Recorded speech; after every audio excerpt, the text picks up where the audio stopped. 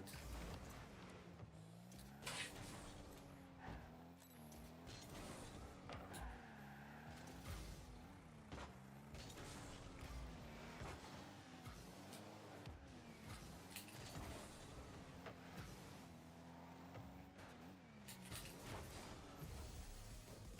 I thought you were challenging in the air.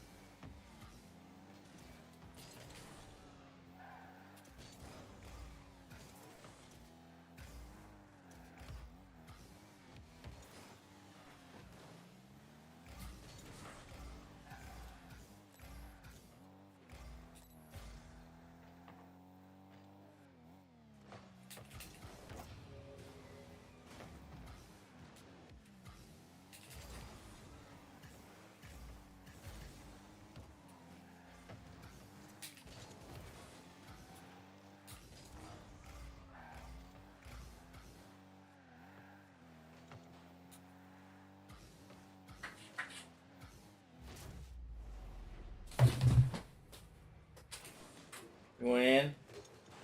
Huh? Go on.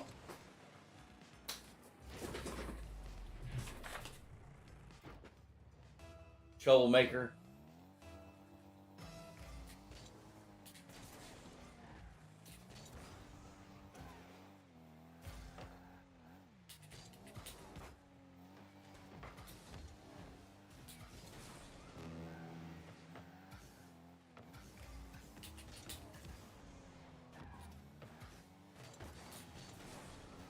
That's not what I wanted. You anything on that? Okay.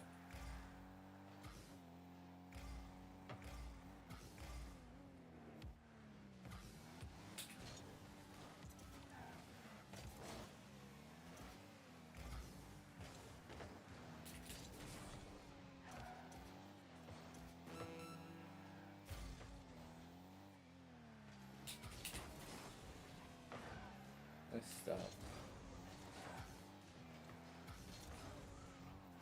Let's go. That's a point.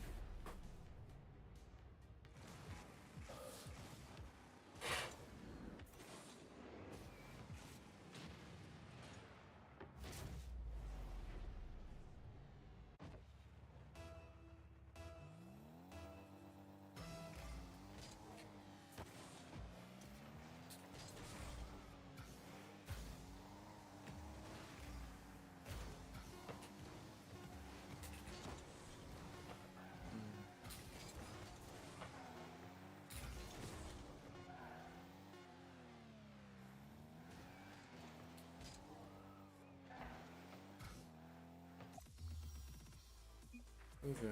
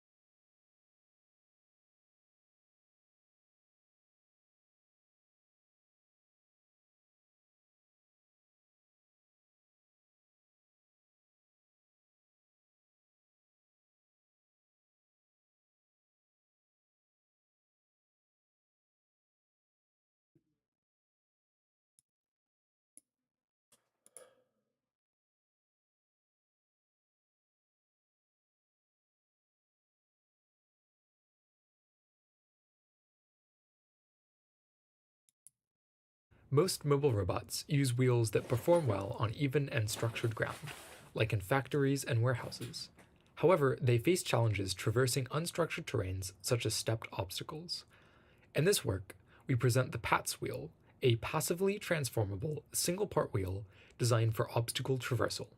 This novel hybrid wheel can surmount obstacles by transforming from a smooth wheel to one that can grip edges by using flexures that are passively actuated by contact forces. When choosing a wheel design for outdoor operation, there is a trade-off between terrain and obstacle traversability, ride smoothness, and efficiency. Wheels with larger tread and surface features, such as wheel legs or WEGs, can surmount higher obstacles, but suffer from vibration and power consumption issues on flat terrain. A variety of designs exist to capture the best of both worlds. However, none of them are simultaneously passive, bidirectional, or made from a single part. Our novel design of the PATS wheel is based on a force reversing linkage, which has been turned into a flexure. This linkage is made up of a pad, claw, and coupler. When the pad is depressed, the claw extends. This allows the wheel to snag obstacle edges on rougher terrain while maintaining a round profile on significantly outperformed the WEG in terms of flat ground power consumption, and even slightly outperformed it in maximum obstacle height climbability. In terms of maximum climbing height, the Pure wheel achieved 25% of its diameter, the Pure WEG achieved 61%, and the PATS wheel outperformed both at 70%. There was also no noticeable difference in the flat ground power consumption between our design and the Pure wheel. Additionally, when using our wheel, the robot experienced less vibrational energy than the WEG during driving, likely improving the longevity of the robot as well.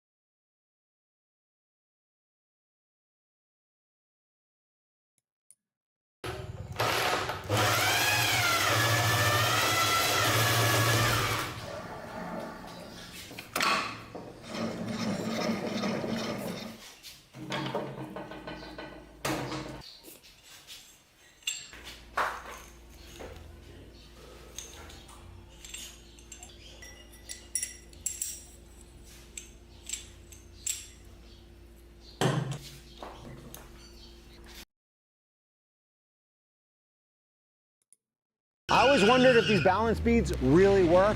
This video is a continuation of the previous video where I put a GoPro inside of the tire with balance beads to show how they work. It looked like the balance beads worked, but it didn't really make sense to me inside of my head. I even talked to one of the engineers from the Counteract Beads company. I still didn't get it. I need to make this visual and I need to film it with the high-speed camera. I've made a see-through balancer based on the Centromatic balancer design. I'm gonna fill it with steel balls and balance beads so we can see exactly what the balance beads are doing while the wheel is spinning and how they balance the wheel out. I'm also gonna change the clock position of the weight to see if the balance beads change position to accommodate. What I really wanna find out is, do these balance beads actually work or is it a lie? We're about to find out.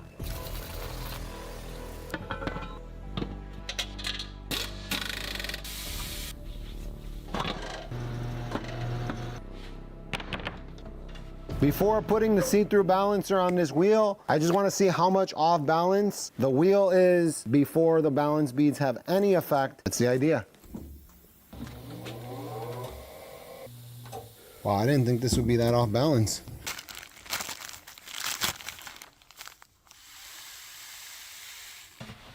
I'm just fitting my see-through wheel balancer to the inside of the lip of this rim. I'm going to spin it up and see what it does.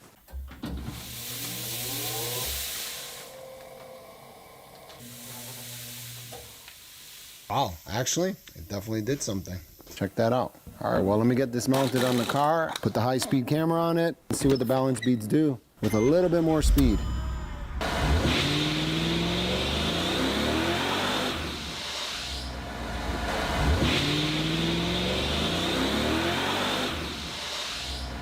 There's a lot of smoke really quick.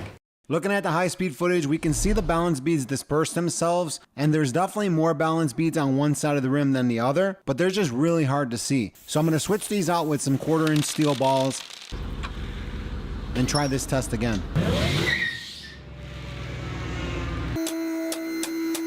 Next thing I'm going to do is spin this up twice in a row. I'm going to mark the wheel and see if the balance beads go back in the same place. If they do, we know that they work. Let's see what happens. Hit it.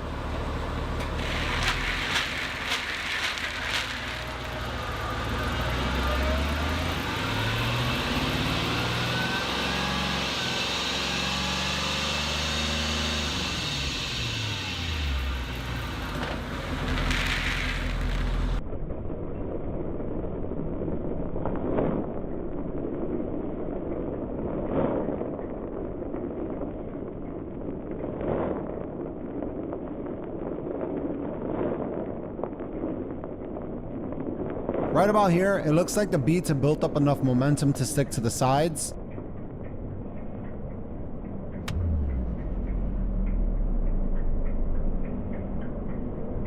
But they're still in motion looking for their final positions.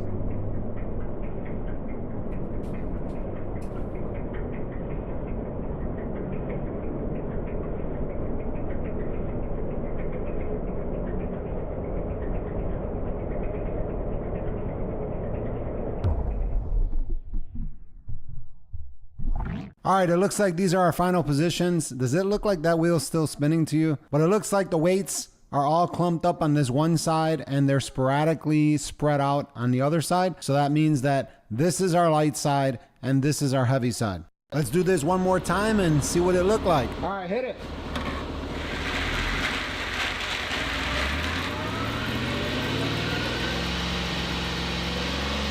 This is the second spin up. And the beads are in slightly different locations, but the pattern looks similar. This is the heavy side and this is the light side. I'm getting a better understanding for how these beads are working now, and I'm gonna conclude that at the end of the video, but I wanna do one more test just to see what happens. I'm gonna switch these beads out with some colored balance beads that we can see a little bit better. Then I'm gonna spin it up again twice in a row. First time with no weight, second time with a counterweight, so we can see if the beads go to the opposite side of the wheel. Let's go. Hit it.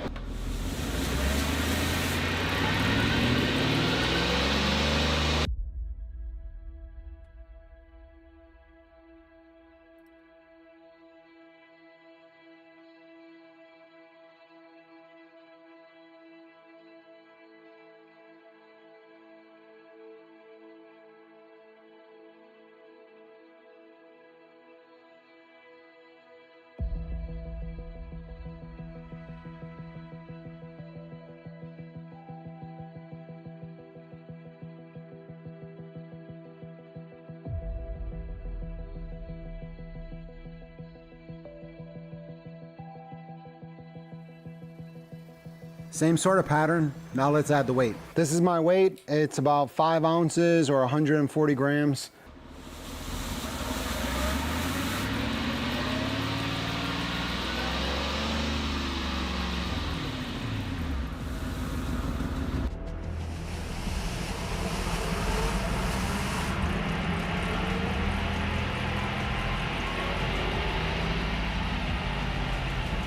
Looks like with that weight there, a lot of the beads have now moved to the opposite side of the rim, just as I expect. After I looked at the high-speed camera and saw exactly what the wheel was doing, I think I get how it's working now. As it spun up, since it was off balance, I almost feel like if the center of gravity of the wheel was just offset, as the wheel is spinning, it's sort of spinning in an elliptical pattern because a rotating body always wants to rotate on its center of mass, which on an off-balance wheel would be slightly off-center. The balance beads go toward the light side because the elliptical trajectory of the light side of the wheel is going to be slightly larger than the trajectory of the heavy side of the wheel. It's moving faster, has more centrifugal force than the heavy side, forcing the beads into those lighter, faster moving areas. I also think that how well these balance beads work has to do with how fast you accelerate from a stop. If you go from 0 to the critical speed that you need too quickly, then the beads don't have a chance to get into their appropriate places to balance the tire. At least that's what I saw in the high-speed camera. And that would make a lot of sense as to why these beads are used more in truck tires or larger diameter, slower moving wheels that are more tolerant to a slight out of balance and also give the balance beads a little bit more time to get into place. I already went too deep into this. My conclusion is, it looks like the balance beads work. Would I use them in my car? Probably not, because I have my own shop and my own balancer. But if I lived in the middle of the country somewhere or I didn't have access to my own equipment, I would definitely use them. Like the Centromatic balancers, I would definitely use if I drove like a big rig or something. Yeah, I think that's it. So let me know what you think in the comments below. Hopefully this video gave you a better insight as to how these balance beads work. I know it did for me. See you in the next one.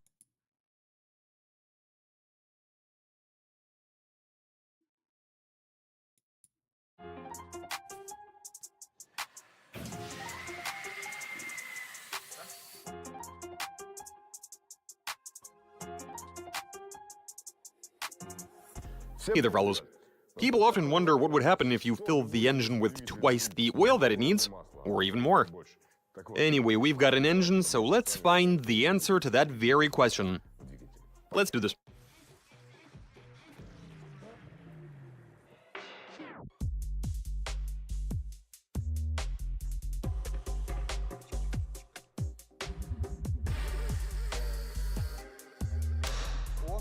One more time.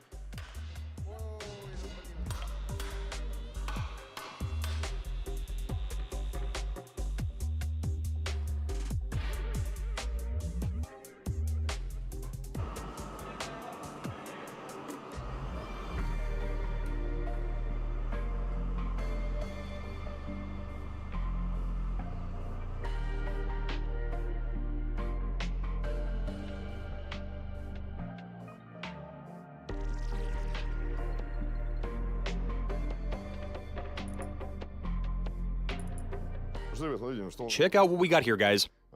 This motor is a factory stock unit.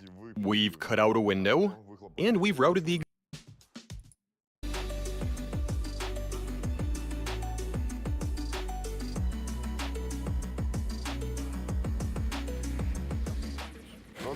Let's see what happens when we bring the revs up.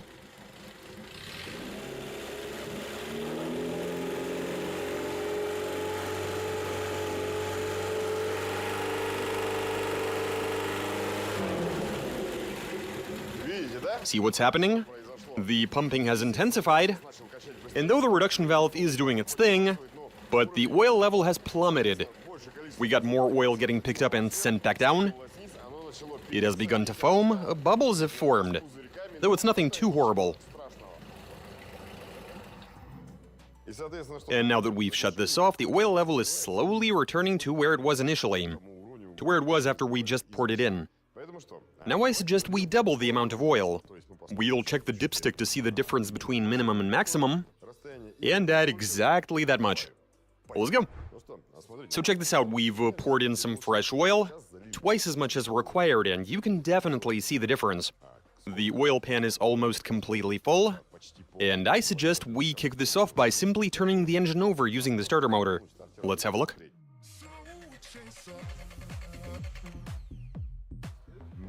Yeah, we are definitely on the edge here.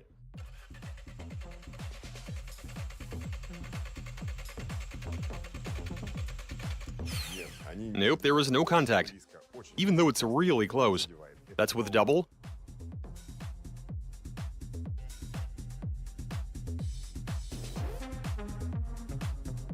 And let's try firing it up. It's idling just fine.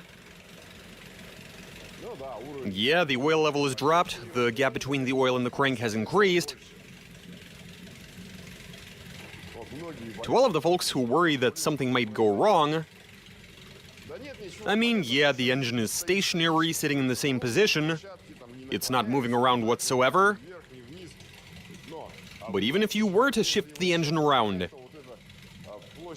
there's more than enough space for the oil to splash in any given direction because, well, If I can reiterate, there is a ton of space between the crank and the pool of motor oil.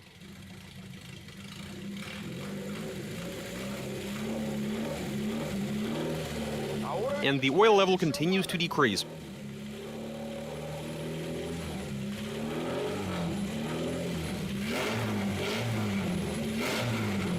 Okay, so this is pretty interesting. You can clearly tell. Can you see the oil sort of jumping? As if it's trying to find its way up the engine block. At this point, we've established that nothing bad happens when you double the amount of oil in the sump. But we're not done just yet. Let's pour some more oil in. So here's the situation. We were at the very limit, and all we did was add about another 700 grams. And we can clearly see that the crankshaft counterweights are ever so slightly dipped into the oil. Also, the bolts that secure the crankshaft main caps are oiled up. And there's only one way to find out what comes out of all of this. Want to give the engine a spin? And we see oil getting sprayed onto the block. It's not evacuating. The crankshaft is picking it up and splashing it around.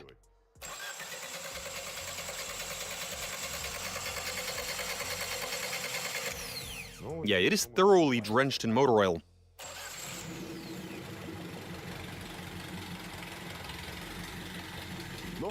Okay, so at such a low engine speed, we're witnessing the simple process of the crankshaft picking up the oil and distributing it all around the block. No adverse effects to report.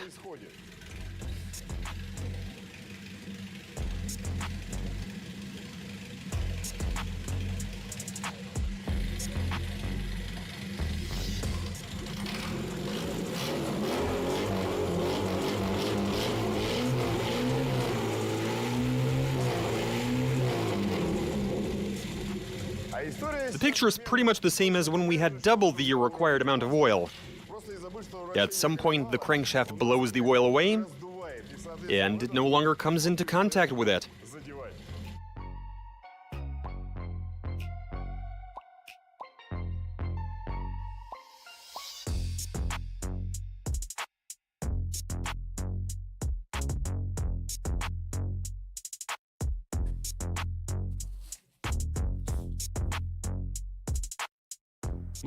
Now I suggest we really push the envelope and add some more oil so the crankshaft is literally smothered in motor oil. So we do that, and from there we see what happens. Alright, let's do this.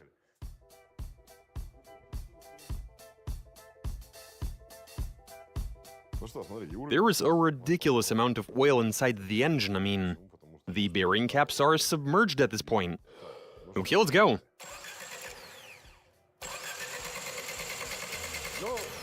Yeah, as you can see, the oil is being splashed around like crazy. That's all down to the crankshaft and the conrods dipping in way deeper than before, splashing way more oil around. Yeah, now it's really splashing around. Look at that. The crank is quite literally submerged in the oil. And you can see air bubbles developing, and pretty big ones. Also, you have got an endless stream of oil splashing onto the block. Yeah, the bubbling is actually all you can see, really.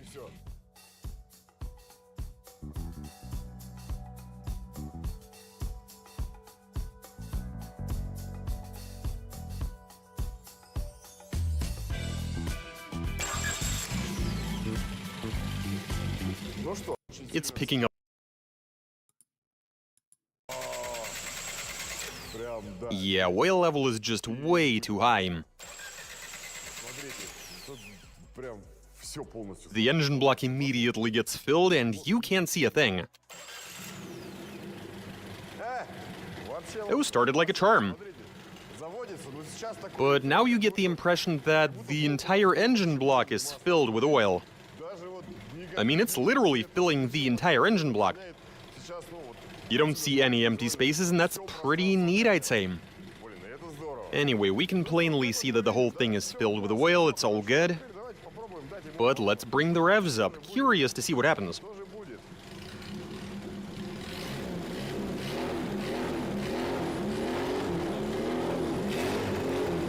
It's as if we filled this engine with milk instead of motor oil.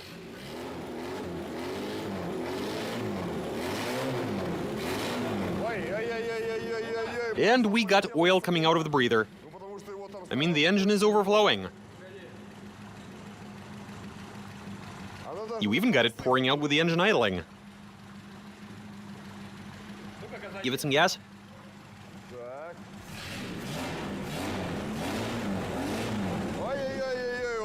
Yeah, the breather is a full-blown geyser.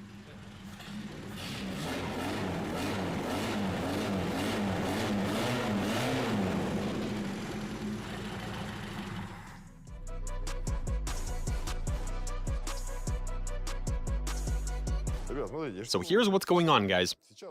The oil level is actually above the center line of the crankshaft, meaning that the entire crank, the journals and so on, all of it is submerged.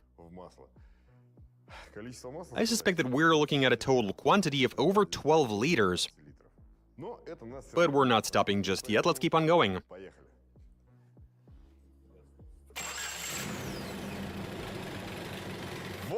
Oh, that is just lovely.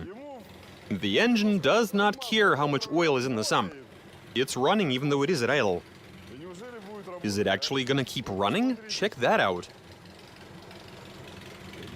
Do we have a leak somewhere? No, it's just that I'm looking at this cool vortex. Anyway, we've stuffed the breather tube into a canister, and so now I guess we try...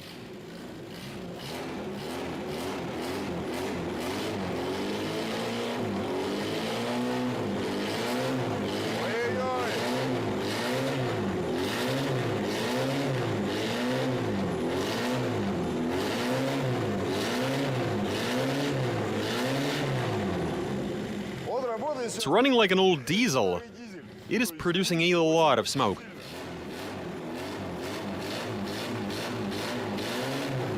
Oh, that is not good at all. What's the problem? We have got an oil leak. But that's hardly a surprise because, well, instead of crankcase gases, you got liquid oil circulating in the ventilation system.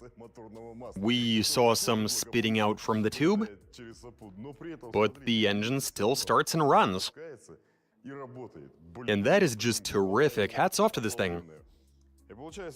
And so while the engine was running, which wasn't for all that long, it was no more than a minute maybe, I'd say.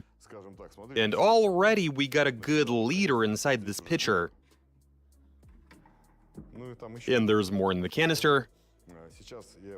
Just like I said, there's no ventilation of the crankcase occurring at the moment. Instead, it's motor oil that's circulating. But let's pour this back in and get the level even higher.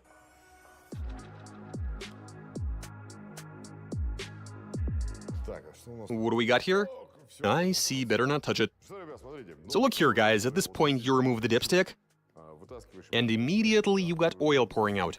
Nobody in their right mind will ever pour in this much oil, but we have for the sake of the experiment. So far we've established that when the oil is at normal level,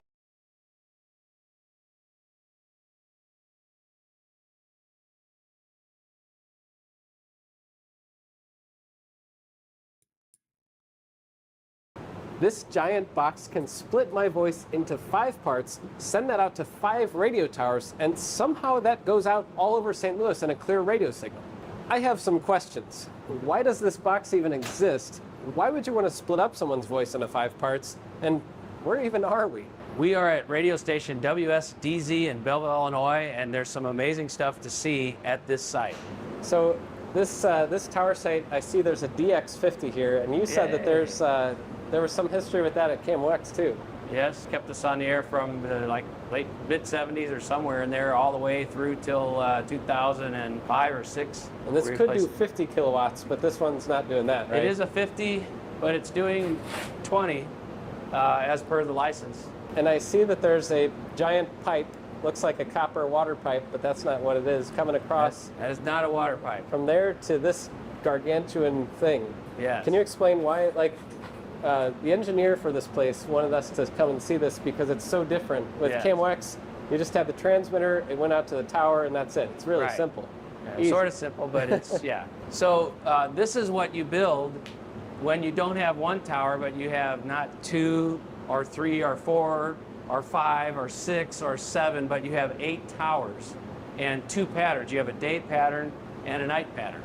So the day pattern is your big one in AM. That's one that you usually get the most coverage from. And then your night pattern is what you do to stay legal at night and not interfere with other people. So you have two why different would you patterns. need that? Like KMOX, you just blast it out, right? Yeah, KMOX lucky. They have a license that allows them to transmit 50 kilowatts day and night. The coverage at night goes crazy, of course. But if somebody turned on an 1120 somewhere else in the country at night, it would interfere with KMOX, even in St. Louis. So that's where the directional at night comes in, so they don't radiate energy towards St. Louis.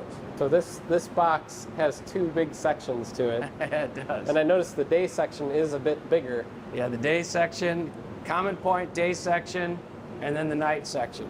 So they use a certain set of towers in the daytime and a certain set at night. What this part does inside the building is it takes the feed of the transmitter and splits it out proportionately to each tower to create the pattern that's legal.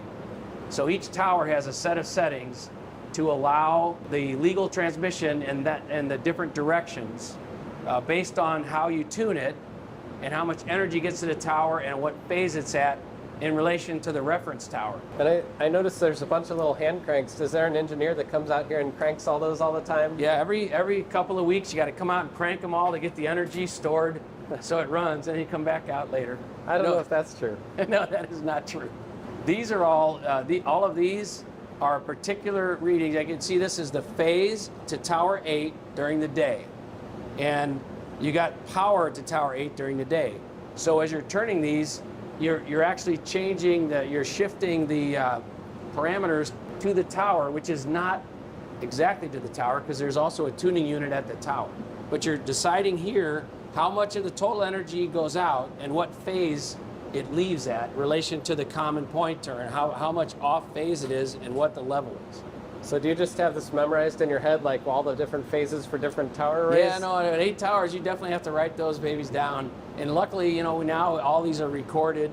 There's devices that monitor. So every tower has a monitoring system, brings it back into the building where the engineer can monitor remotely or on site, monitor the tower readings to get the phase and the current to each tower. And is that something that you have to work with the FCC on, or do you just pick whatever you want? Well, it all starts with those guys that are the wizards of design of AM antenna systems, which there are a few in these days, obviously, because it's not the new nice thing. And I'd like to say that their skills are also have been picked up and used by other industries, but they have to go in and figure out first what a legal pattern could be. Like everyone would say, oh, look, St. Louis, there's a lot of people, so I want this to bend and cover St. Louis, come up and cover what else it can and come back. So those decisions are all given to an engineer who designs what could be built at the site. So in this case, the guy said you can go to 20 kilowatts and have this coverage that goes way to the north, and you could do that, but you have to have 8 towers. So a lot of guys would gasp just at that, right? 8 towers. I'm going to build 8 towers, maintain 8 towers. ABC Disney owned it and built this, and at the time, it was a great investment. So really, do these have to be changed ever, or? Well, over time, they have to be adapted. And I'm guessing that if you had a component blow right now, some of those big capacitors and inductors, you can make the inductors yourself and get them really close and slide along, but a lot of the capacitors you can't. So there could be times when your capacitance is a little different, and you're going to replace one, and you're going to tweak that in. And I don't know what else would cause that in an 8-tower array. If you hang something on a tower, like an FM antenna for a translator, that changes the impedance of the tower, and you have to match that. We also did a few tests switching between day and night. Can you walk me through how that works? Whether it's like, is there an engineer that has to come out here every day at the nighttime and press the button? So to switch the towers, this does make it a lot easier when you get to where there's one button to hit, and it is remotable. So this control panel is remotely controllable and automated so that at night it goes through a sequence, turns off the transmitter. How about that? Sets the transmitter to the right power level for night, switches all the necessary relays. This gives you an indication that they're all switched good and there's an interlock. If they're not all switched,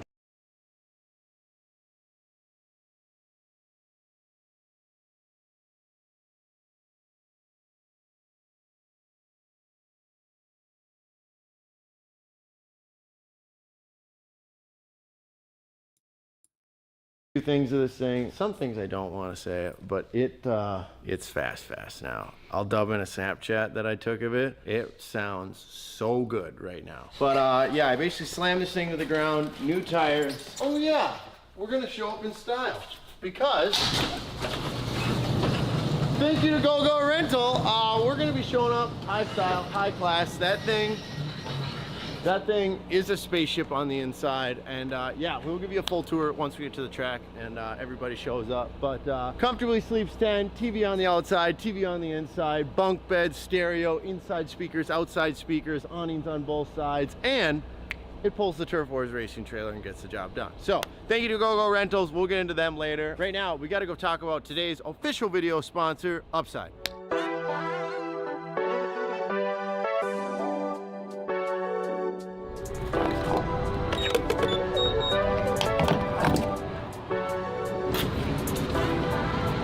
All right, guys, as you know, we are heading to Ellsworth, Wisconsin, and we are taking the full crew. Where's the gas cap? Sorry, I just didn't want to lose it. All right, as you know, we are taking the whole crew to Ellsworth. All right.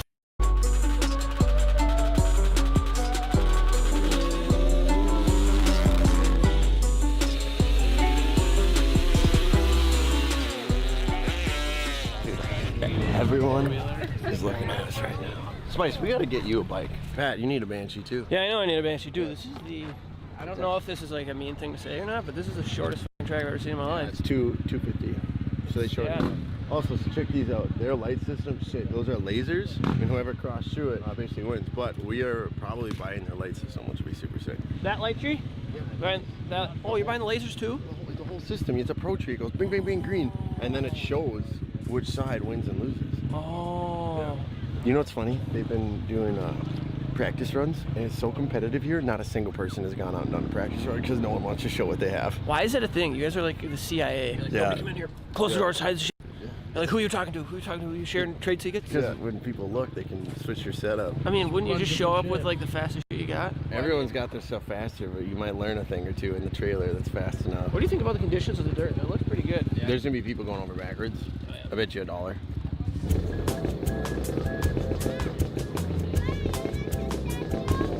Our event's like way more open and we're like super friendly. Not that everyone's not friendly here, but it's a lot more competitive. So we kind of like have to hide our stuff, and everyone's always snooping around like, why are you running that? I get it. You're trying to hide your shit so you don't get caught with illegal stuff. No, I have. That's what's going on here. Everything's legal here. No.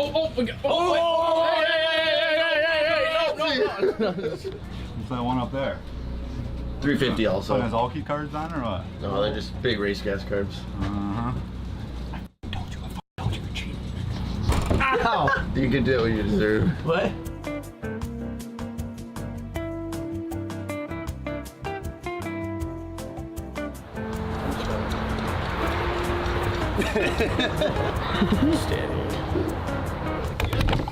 The nerves are kind of rolling because the rigs are finally running pretty good. Sounds like everyone's gunning for us. Don't know why. It's not like we won the last event or anything, but that's pretty cocky. Anyways, we got the whole crew here. We got 3 Banshees with us, all the Turf Wars crew. We got Spice. We got Tommy out there. Look at that guy. I have developed a gambling problem on this trip, which is probably Jake's fault. Not really mine. Night, we go into a bar here, which they have like those machines, you know, but he loses like 2 G's right off the bat. And I think that's what started a problem. You taught me how to gamble, and you just did a bad job teaching me, so I have to I'm pretty find sure somebody last else's. time we gambled, I won. Anyway, Jake's the reason for all my problems. I gamble because of Some him. people love me, and they don't even know I have a hard time loving myself. Some people judge me, and they don't even know I have a hard time loving myself. Life is ugly, but I got a paintbrush and paint a pretty smile on myself. Mouth stay shut, even when I need help. In the water might fail, keep swimming lessons. I still got many unanswered questions. Sick of the anger, sick of under pressure. Wanna be great, count your blessings, just give me my silent. Wing goes to the right lane. On into the left lane. Jake Sherbrooke in the right.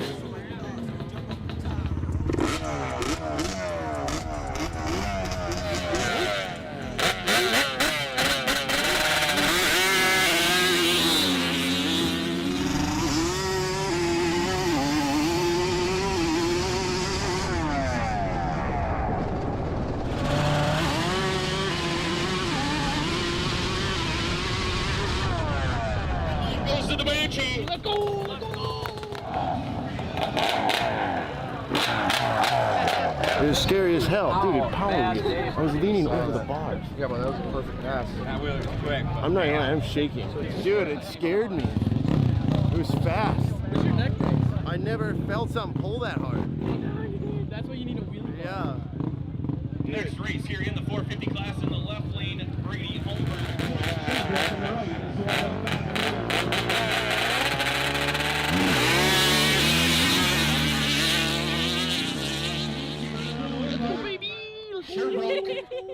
Next race, I need Van That thing Berg is in doing the left. work. Jason Van Berg. Holy and 450 class. He's like actually faster now. Old man here in the left. This is kind of out of the Just ordinary. noticed He's probably coming back Jason around pretty Van quick. Berg, you are up.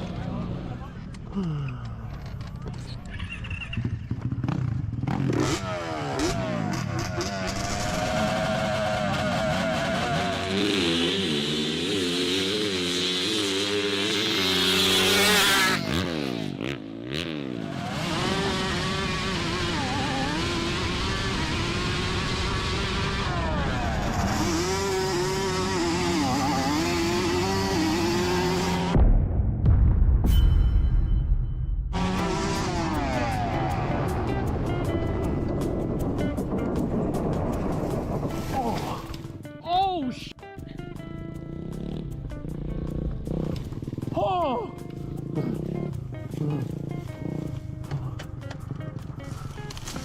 What the fuck? What Did I win or lose? I think you won. Good. Did I win? Yeah, baby. But you just want to scratch the opening? Yeah, and you guys just keep the. I'm just gonna get that thing fixed. So for the end. Yep. Yeah. I apologize. I don't know your name. Jake, I was the Banshee that went in the woods. Okay. Yeah. It's the open ATV right now. I took myself out because I want to fix my brakes for the end because we're just going so fast we can't stop. There's just not enough shut down. I'm just saving for the end because I'm in the top eliminator. Hunter just wanted to do a practice pass, but it's kind of scary, especially with the rain. You just slide. Turf floors showing up. Turf floors, baby. Showing up. If we win, we're gonna have so much fucking bragging rights. Yeah, boys are undefeated right now. That's pretty good.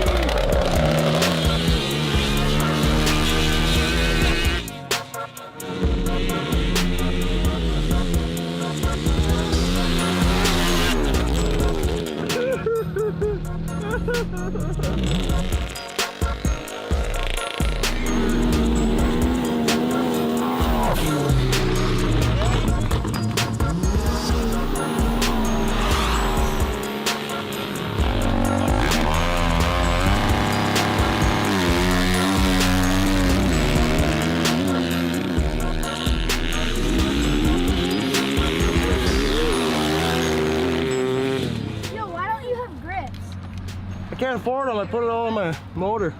So basically now we got, Hunter's got, that was just kind of the practice. We got the eliminator round, which I have. I'm already top 4 in that. And then there's a 600 class, which then he will have to do to get in the eliminator. Hopefully we don't have to race each other till the very end. That's the goal. I thought you ran him down. We already checked. It was getting close. Was it? Yeah, another 300 feet we would have got him. The alcohol. We got the legend to go. We got the master. Hunter just had a baby and he's got to go, which is good. He's being a nice dad, but Hunter's rig is still winning, and now we got the best driver of all time to get on this. Gary the Legend Lindsay! Yeah, baby! Yeah.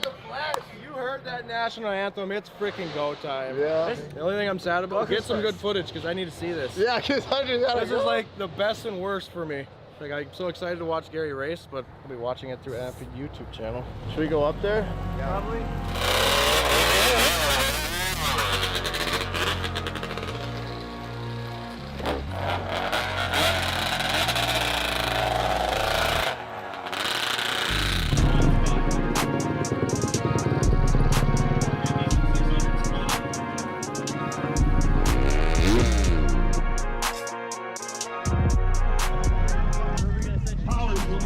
Gary, where am I going? Yeah, any bike. Oh, right here. Just wheelers in the 450 class today. Good. Wait, you went a little farther. Probably like right there. You can set it up right there if you want.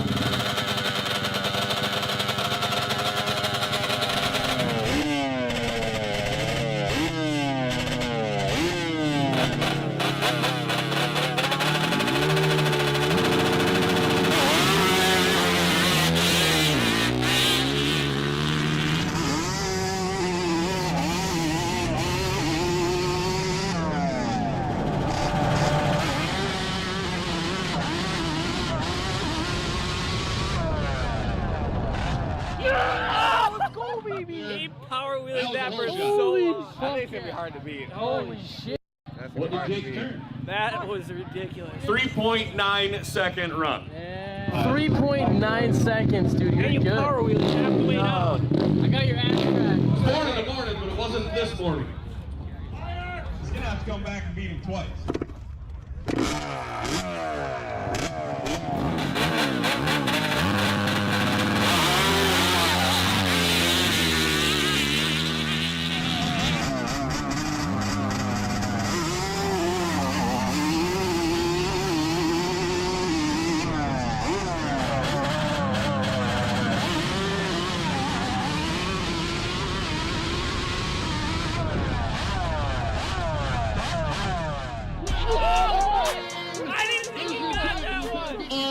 Undefeated. What do you got for a time?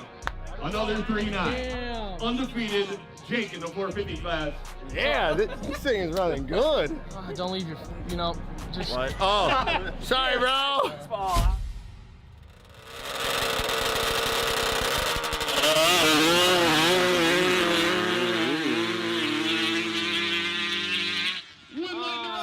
Logan Peterson. Gary still got it. Oh yeah, Gary ain't afraid. Gary ain't afraid of nothing. That was sick.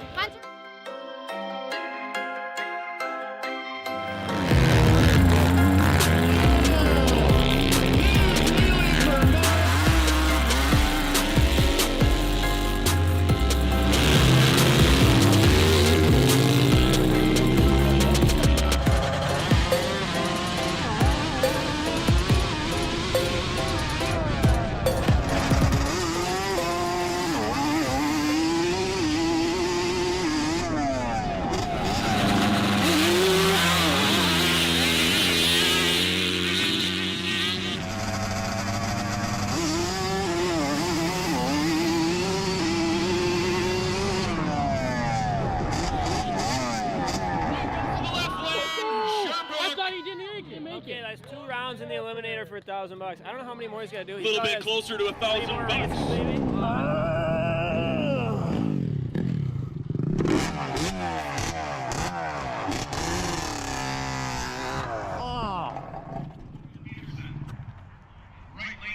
What's he doing? He's waving his arms down. He's got fire or something?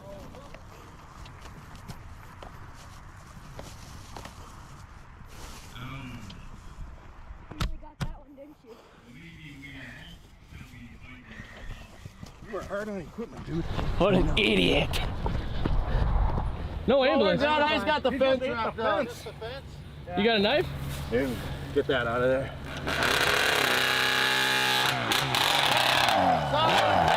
Basically, just really good at doing the thing I'm not supposed to. I'm just breaking shit and I'm going just too damn fast on this Banshee.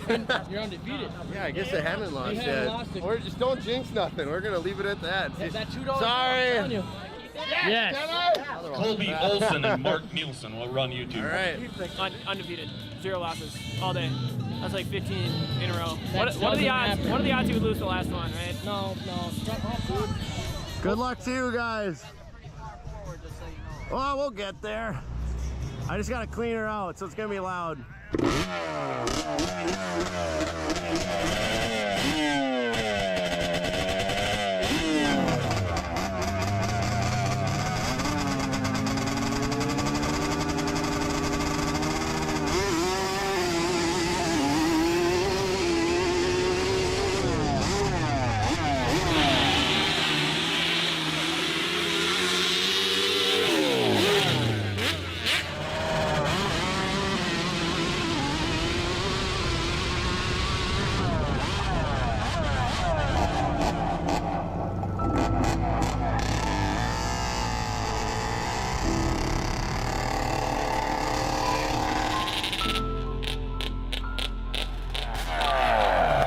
What happened, buddy? Dude, I thought I had her. I thought it was gonna be the little cub that could. I literally thought I had it, but it was... You were undefeated. How many races did you go and win? How many races did I do? Like, I was thinking about it in my head. It's like 15 races in a row. What are the odds he loses the 16th one? Right? No. Can't have it. You could have lost any one of those. I was this close. You know what happened? I short shifted. I panicked. As soon as I did it, I go, here he comes. Like, it literally went and built back up, and I knew I messed up. Dude, it came out of the hole so perfect. First place in the 450. Jake with no brakes. Thanks, man. Yeah, thank you. That's awesome. Nice. Yeah, did they make one with a quad on it? Yeah, I'm not a duplicate. This is my second trophy only ever. Think about that. How funny is that?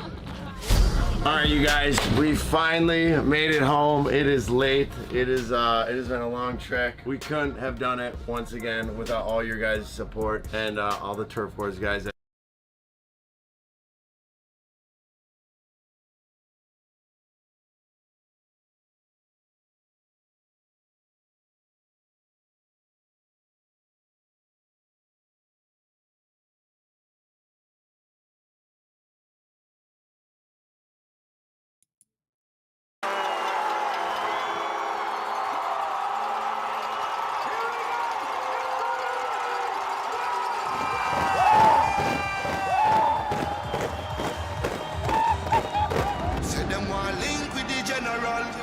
Say them want the high grade medical. Them now want to move with no boy where you move like snitch and I move like federal. Say them want to roll with the gargan. Them now want to roll with no pagan. Chase and state as a champion. And everybody don't know the program. Why could have a gun tick like Hulk Hogan? But if it this snitch I know him have a cool one. Why could have a gun tick like Hulk Hogan? But if it this snitch I know him have a cool one.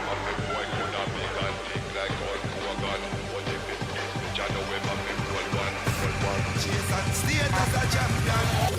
Everybody don't know the program. Well, if I were Bumbo, we'll make it start up. Bumbo rascal, what if I pick that up? Well, if I were Bumbo, well, come tell me no. I see the big man kill him, no shell, no. Him a no bad man, I must say madman. Boom, fire punch and dead program. But them not Roman, cause a organ. Like them blood clot, but it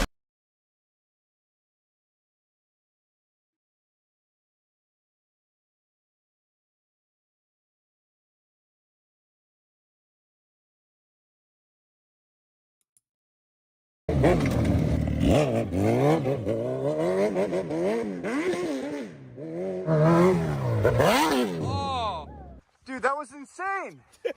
These Hayabusas are not meant to jump. On the landing, I snapped the foot peg off and my foot blew off when the peg broke, hit my chest on the gas tank.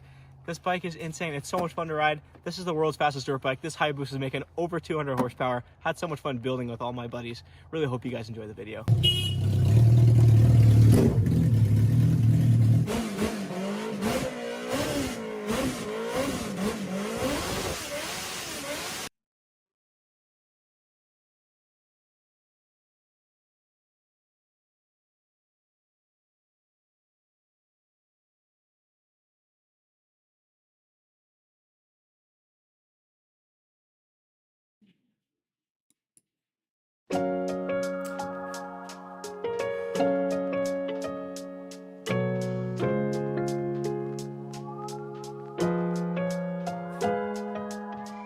We need to get our pedal power from the cranks to the rear.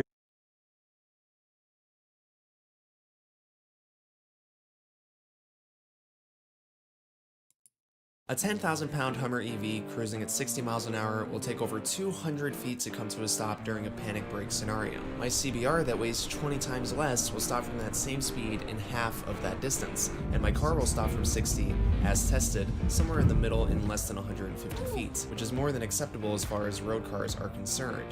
But what if we go faster? What if we're going 200 instead of 60? How quickly can you stop when you're covering the length of Millennium Force's lift hill every single second, when you're going faster than the BB from this BB gun? A lot of cars can go 200 miles an hour, but it isn't all about top speed and acceleration like every EV manufacturer wants you to believe. It's also about how quickly you can stop. And no car on Earth can stop as fast as a Formula 1 car can.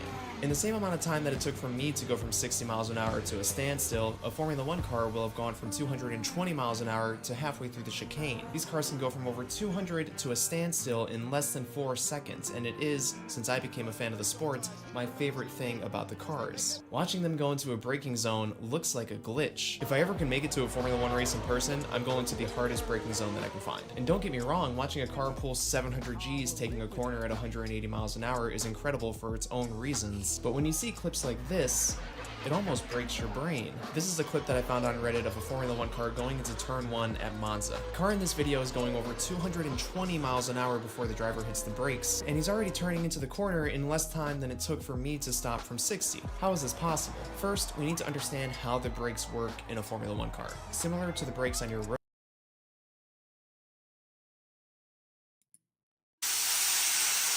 Hey guys. You know, it lasted longer than I thought. Let me try that again.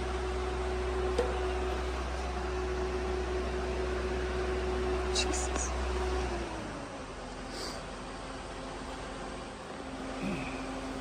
Alright. We're gonna start over. So we're gonna do this plate, and then we're gonna do 1, 2, 3, 4, however many. And then we'll see how far they make it down the, starting from the edge, going over 1 inch, 836 plate. Alright, 800 amps, 1 rod.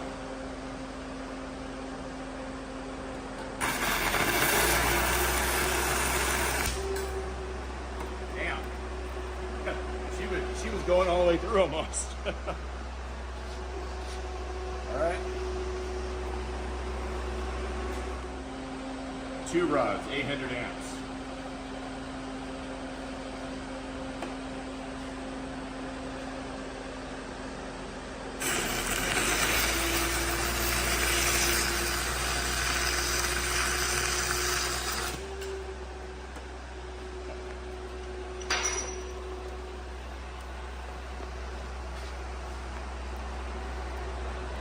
Damn, that dug in there so far. It's a good thing we're using a warranty plate. Okay, now 3 rows.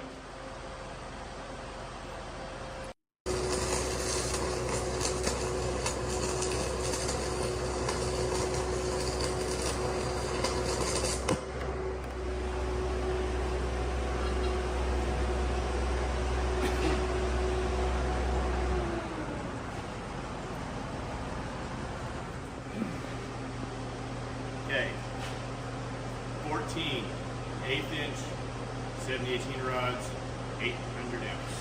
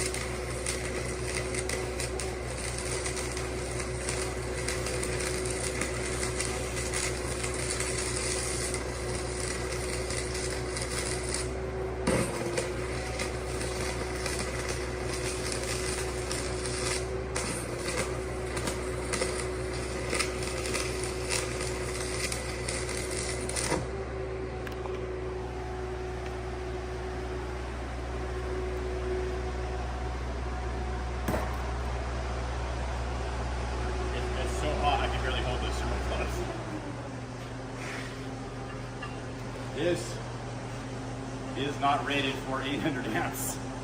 So there's definitely a power loss going through here. So we're gonna let that one cool down or switch it out to another one. All right, so I'm dying to chip the slag off this to see what it looks like. So we're gonna clean the slag up right now before we continue. So we have 1 rod to 14 rod. So we're just gonna kind of see.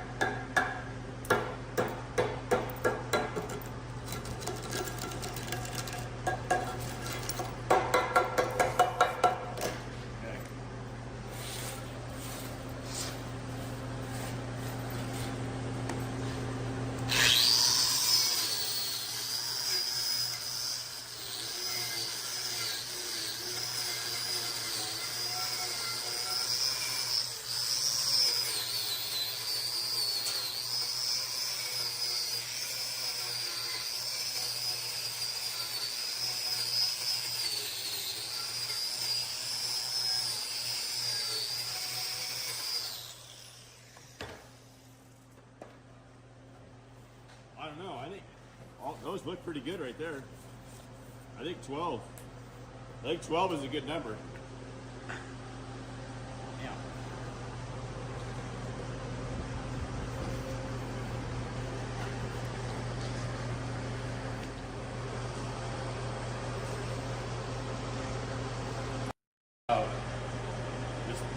This experiment.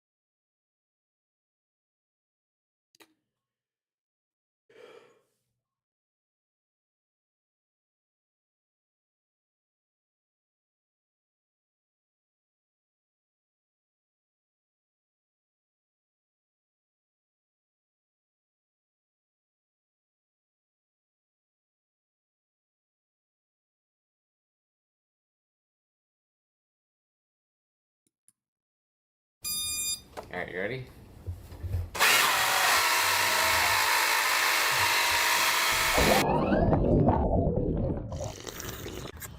Excess. Perhaps not a word in your average American's vocabulary. What is excessive is the amount of calories in this drink and the amount of baby ducks over there, and the size of my phone. But what is perhaps alarming is the excessive amount of boat motors being mounted to boats. Today we're gonna float around and find out. Oops, all 25 horsepower Yamaha outboard motors. So the inspiration comes from this video from all these terrible Photoshops. I mean, just look at this one.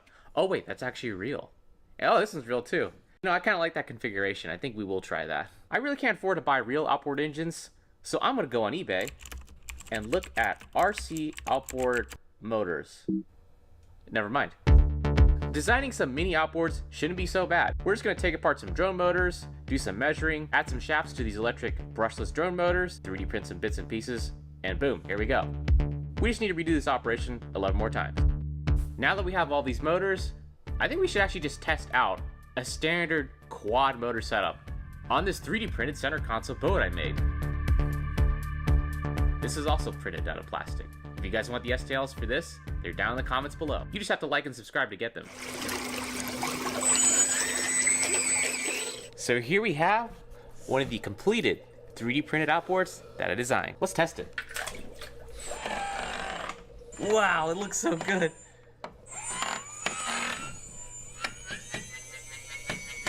Well, we need to test out the first set of motors. They're wired up to a 4-in-1 speed controller, which basically controls the power to all the motors. So if this thing gets wet, it explodes and takes out all the motors with it. This Amazon part has a lot of 1-star reviews. Please note that this board is for 2 to 3 cell batteries only. Do not even try 4S. The board will be immediately releasing smoking and stop working. Let's do a quick test and make sure this works. Apply power first. So that's working. So now I need to plug power into the board. Okay, you ready? I didn't hear any beeps. Something's wired wrong. It turns out I wired it wrong. This is weird because I use my intuition to say, okay, this rail is all negatives, this rail is the signal. Nobody cares what any of that means, but basically I wired it wrong. Let's plug it in now. Hey, it made the noises. Yeah, boy, check it out. Alright, let's see how it does. I'm afraid to go too fast because it may strip these gears because this is a lot of power. Why are they orange? I don't know. I always wondered that. It's a safety orange. We need to get a quick baseline test. Slowly bring her up to speed. Pretty good. It sounds like one of them is like not delivering power. These ones got torque. Yep, so this one's out, and this one's out. Oh well, we almost got on plane. We're only on 2 motors right now. It's not bad. Not great. Gonna beat this lobster boat.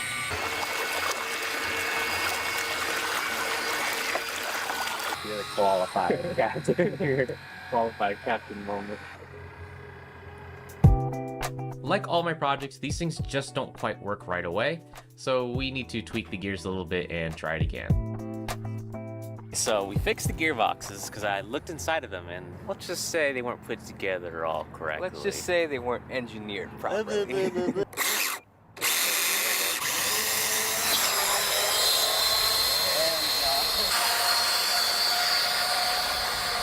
That looks great.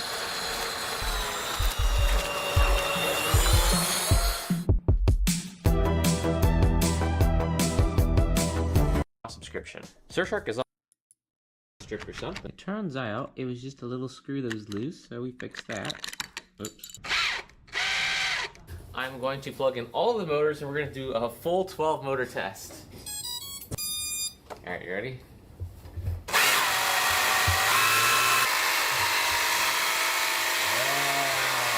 Now, we do have these 12 motors on, but maybe we could go to 14 or 15. I think we should consult some boat experts. So off to the Miami International Boat Show.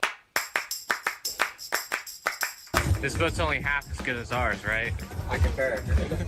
Look how many rod holders it's got. Oh man, those rod holders.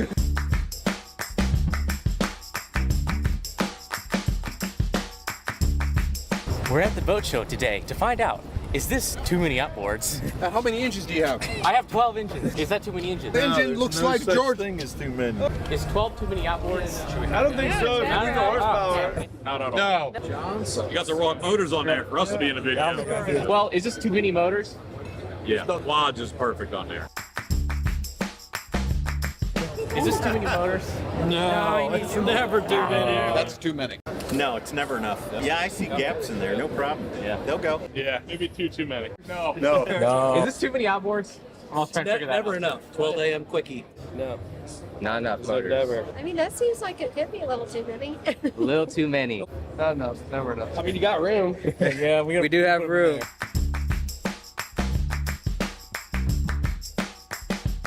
Is that too many? No, definitely not. You're pushing the limit, I think. All right. You can never have enough speed, right? Too many. The right number? Yeah. 6. Unfortunately, the day was very inconclusive. I think the consensus was it is either the right amount or not enough motors. But I think it's a free swag. Time has come. Plug it in. I hear beeping. No, I just hear music. Yeah. Oh, no.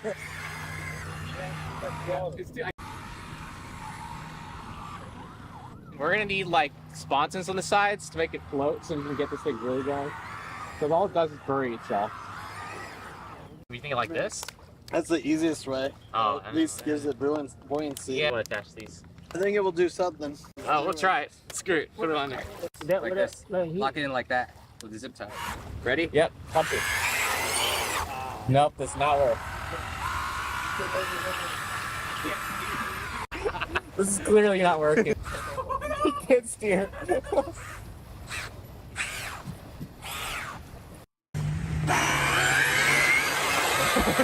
Oh no! Ah! It's drowning! Here's the plan.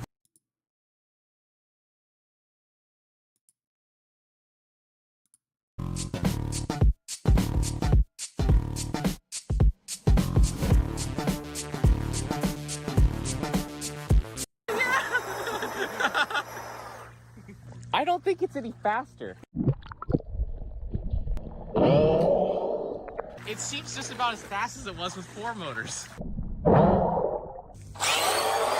And now it's totally unsteerable. I can't steer it with this.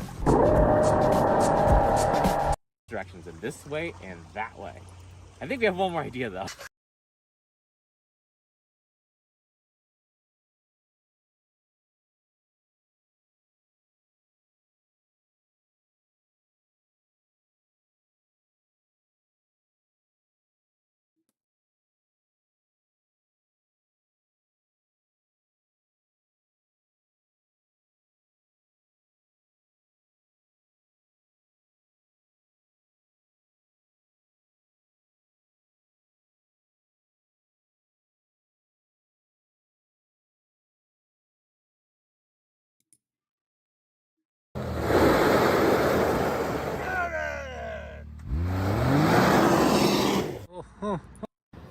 You'll have to send me a screenshot.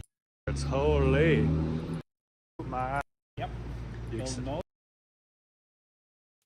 and see what the differences are. And... You excited? Oh yeah. Yeah. I'm sure everyone here is excited, eh? Yeah. Nobody's seen this thing yet. You know as much about them as I do. All I can tell is this one has bigger tires, you know, different color rims. This one has the Smart Shocks. I'm sure we'll kind of figure out more as they start coming together. They don't come in boxes anymore. They come in a truck. So I assume is how they roll off the trailer. Yeah, when you said truck at first, I thought like a car hauler. I'm like, these things would be so dirty by the time they got here. But we'll have to do an unboxing video, but there is no box. yeah, we'll do an unwrapping video. How about that? Yeah. And we'll get to cut the straps. Yep. Everyone loves when, you know, you cut the straps and these things pop up. So cool. All right, well, let's get these things over there and start throwing them together. I think we should just leave the roll cage off them. Yeah, Go maybe. full sunroof, full convertible. Yeah, that'd be cool. Yeah. All right, let's do it. Rides.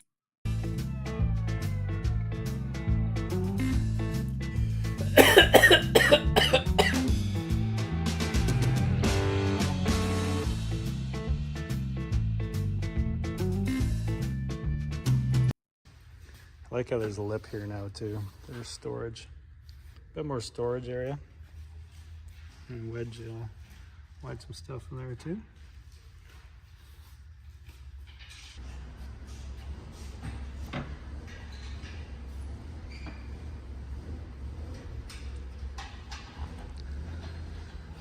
I don't know if it's the competition to see who can get her done first today.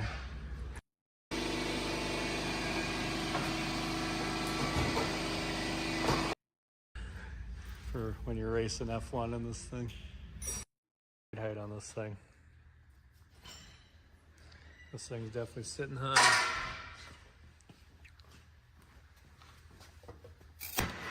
Oh, yeah.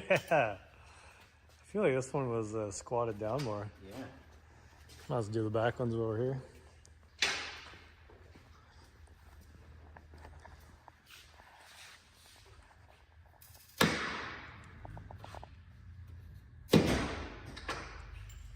See how much more this one pops up.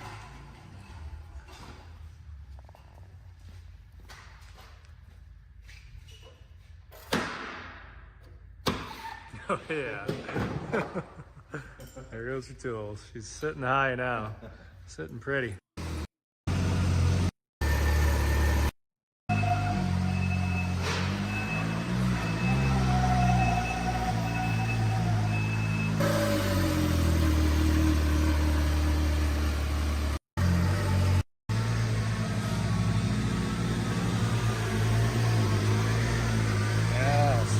for a little rip.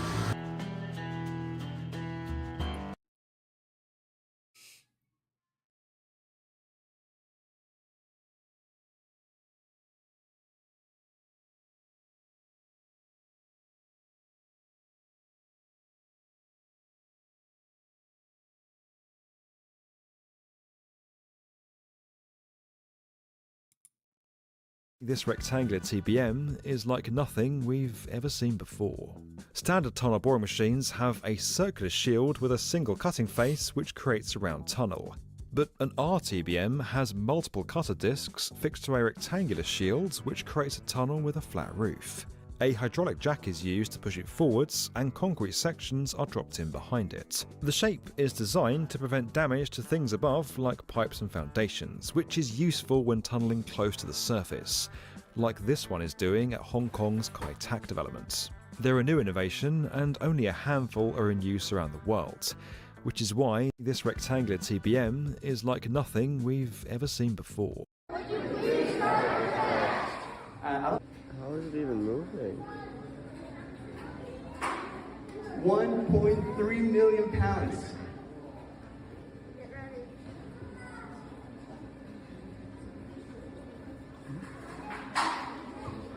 Okay, that's 1.5 million pounds right there.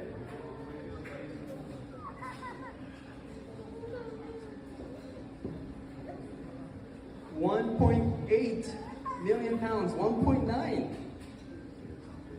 2 million pounds. Okay, that's 2.2 million pounds, 2.3. Yeah, go 2.4.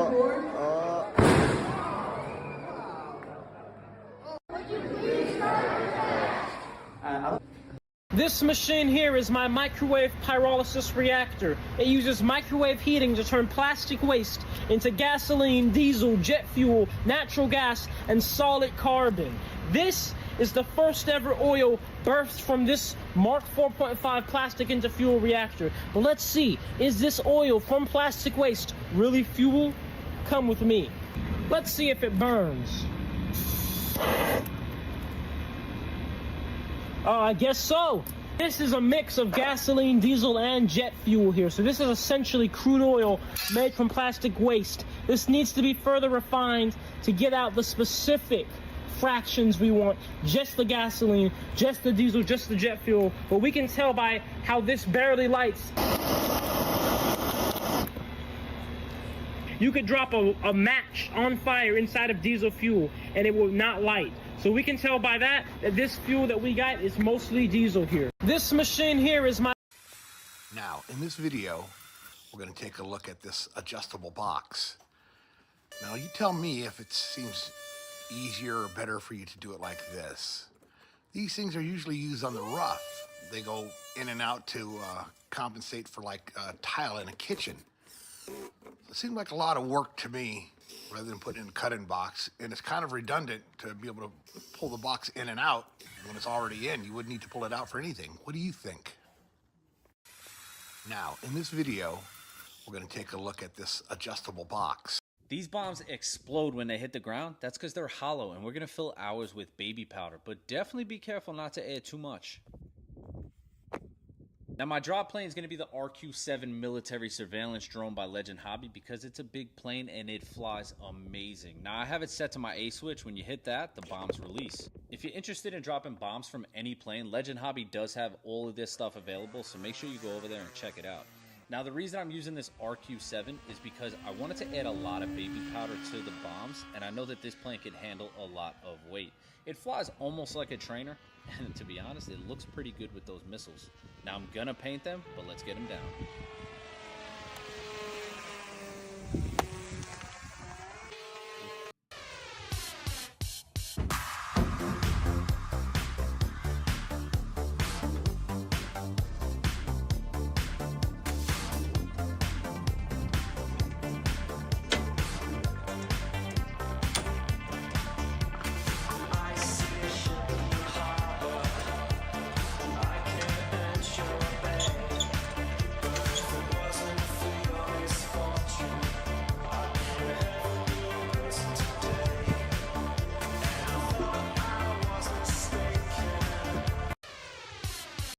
All right, the rules for the old man test is that you have to pick up one sock, put it on, pick up that same foot, the shoe for that side, put that shoe on and tie it without touching the ground. Without touching the ground. As soon as you tie that one shoe, you could put it on the ground, the other foot goes up in the air, you must reach down, pick up the sock, put the sock on, reach down, pick up the shoe, put the shoe on, tie it, and then touch. Okay.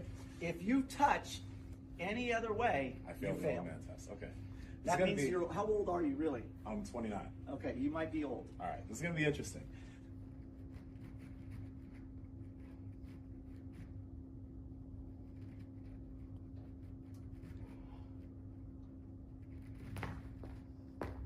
All right, the rules for the old man test. So I'm replacing the railing on this upper level deck, and I started to look at the lower level deck. I was observing how poorly built this deck was. The risers are in front of the treads. There's this slip that's against code. The angle cuts are horrible. 2x4 hanger on the stringers. That's not even. That top rail is like going down at a slope. And then I realized I built that about 4 years ago. In some ways, it's kind of nice to see how far I've come, but coming back to a project and seeing it, I am deeply embarrassed. I'm contemplating rebuilding the deck for him. He called me back for more work 4 years later, so he's obviously not worried about it. So I won't leave it up to him, and I'm not gonna leave it up to me. I'll leave it up to you. If I get 1,000 hate comments saying that I'm a piece of shit and should rebuild it no matter what, then I'll rebuild it wearing a pink tutu. With it for the day, thank you so much. Follow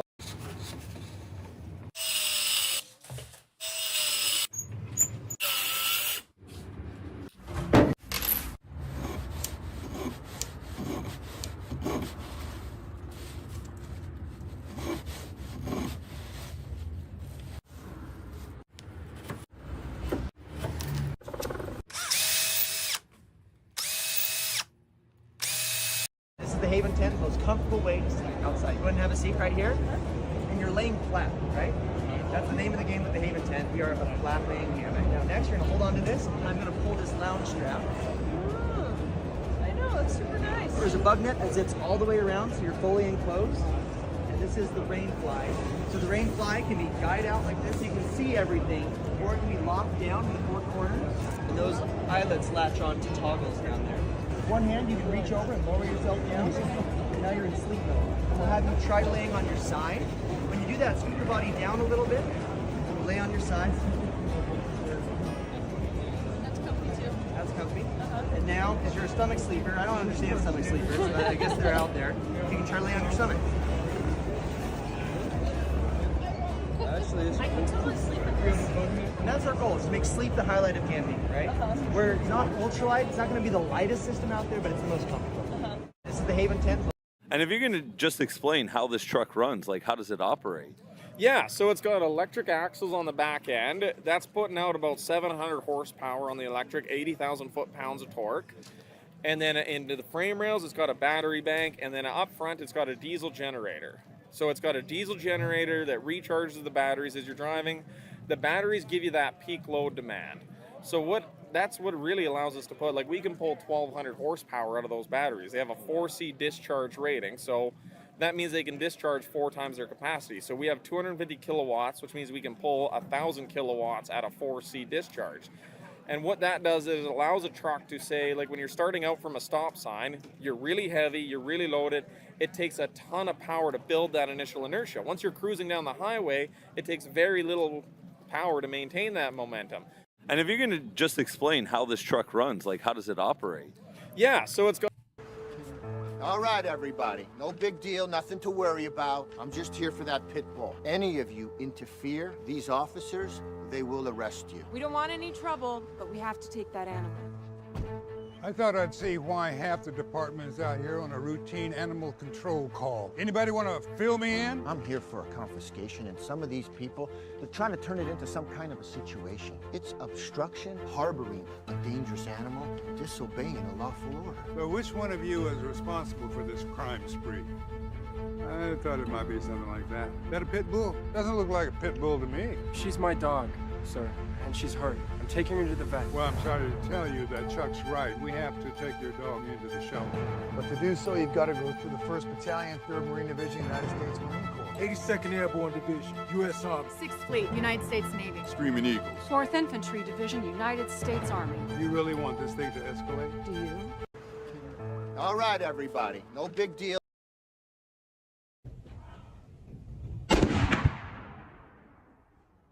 Whoa! Fuck! Woo! Crazy! Pup, not assault! 101.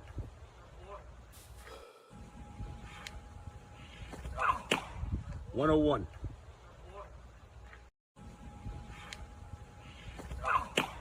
101. These little things are pretty much all that is holding my airplane together, and it is really pissing some of you off. This is because most certified aircraft use solid rivets, which are very strong but require a lot more effort to install properly. Blind rivets are less strong, but still more than enough for an aircraft like my CH-750 Super Duty, and their ease of use will likely save me over 100 hours in build time. Zenith Aircraft Company designed their airplanes with this rivet in mind. They supply them with the kit. And did I mention that they've been producing kits for over 30 years and sell more light sport aircraft than any other company in the world? Yeah.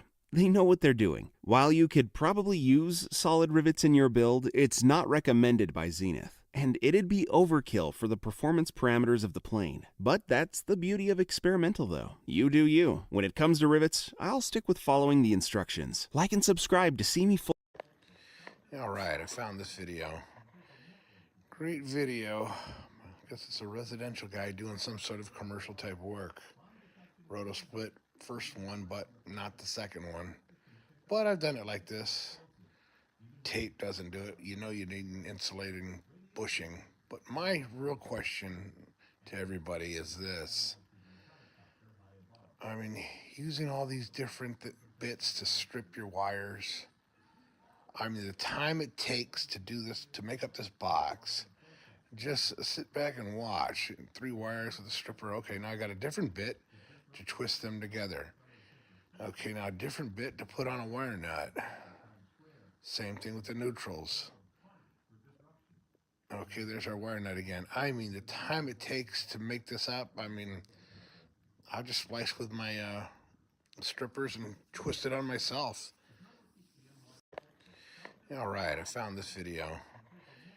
Great video. Good day to you. A lamp in the making. I've made one before for somebody's birthday, and my wife wants one for her birthday, and I've always wanted to backlight it. And I found something on Tinterweb, and it is LED string. The only thing is it's 3 volts and they're fragile, broke one already. So what I'm going to do is have 2 switches. One for 3 volts, one for 240, which is the lamp in the UK. And I've been struggling to put an earth bond on it because of the different voltages. And I've just dropped it. And it's my last plate as well. And I put a dent in it. I call it patina. She won't know. She's beyond. What I'll do, rather than show you a whole video, what I'm going to do is just do photographs and then talk over thingy bob.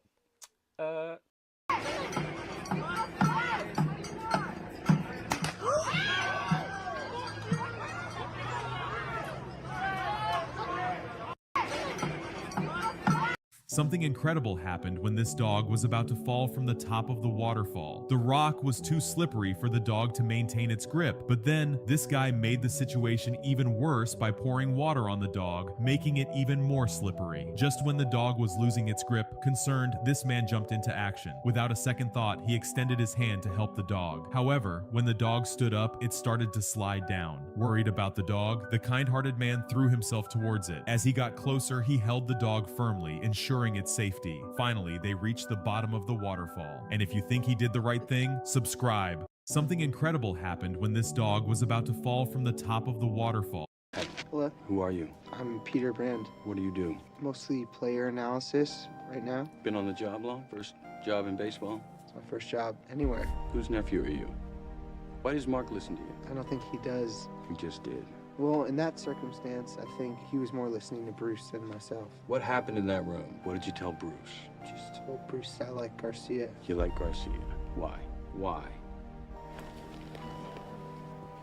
There is an epidemic failure within the game to understand what is really happening. This leads people who run Major League Baseball teams to misjudge their players and mismanage their teams. I apologize.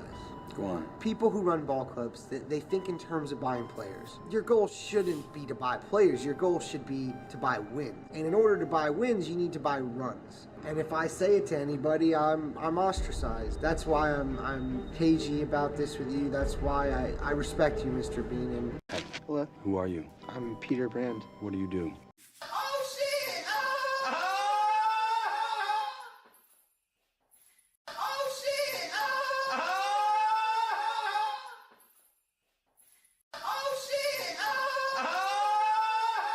Everybody's got a song called Rockstar, running up the pop charts, talking all the shit they do. I've been Houdini with my commas, pissing off my mama, getting all these new tattoos. And I ain't saying that I'm Nickelback, kicking it in Cali with today's Who's Who, but everybody's got a song called Rockstar. Lately I've been feeling like one, so I wrote one too, and it goes like.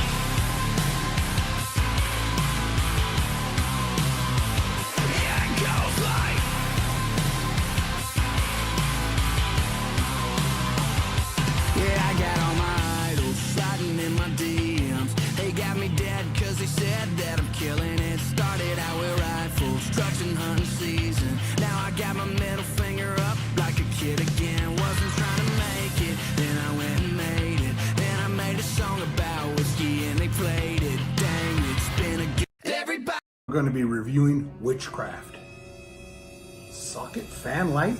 A fan that just screws into a light socket? Aw, this thing's adorable. Look at this thing. Gotta weigh about a pound or two. Instructions say, no tools required. This is heresy, it's witchcraft. Look at that. Fan blades just pop in.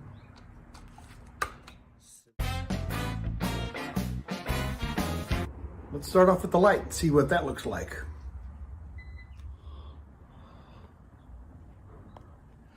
That's all that lumen stuff going on. Nice. Give me a little breeze. Medium. Here comes high. Nice and quiet, too. What, 60 seconds to install this baby? Yeah, I like it. Shit. We're going to be reviewing Witchcraft.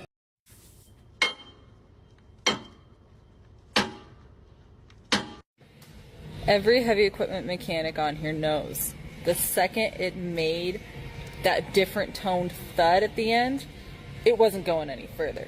But we all know that every single one of us is completely guilty of trying to hit it one more time just to make sure it's fucked.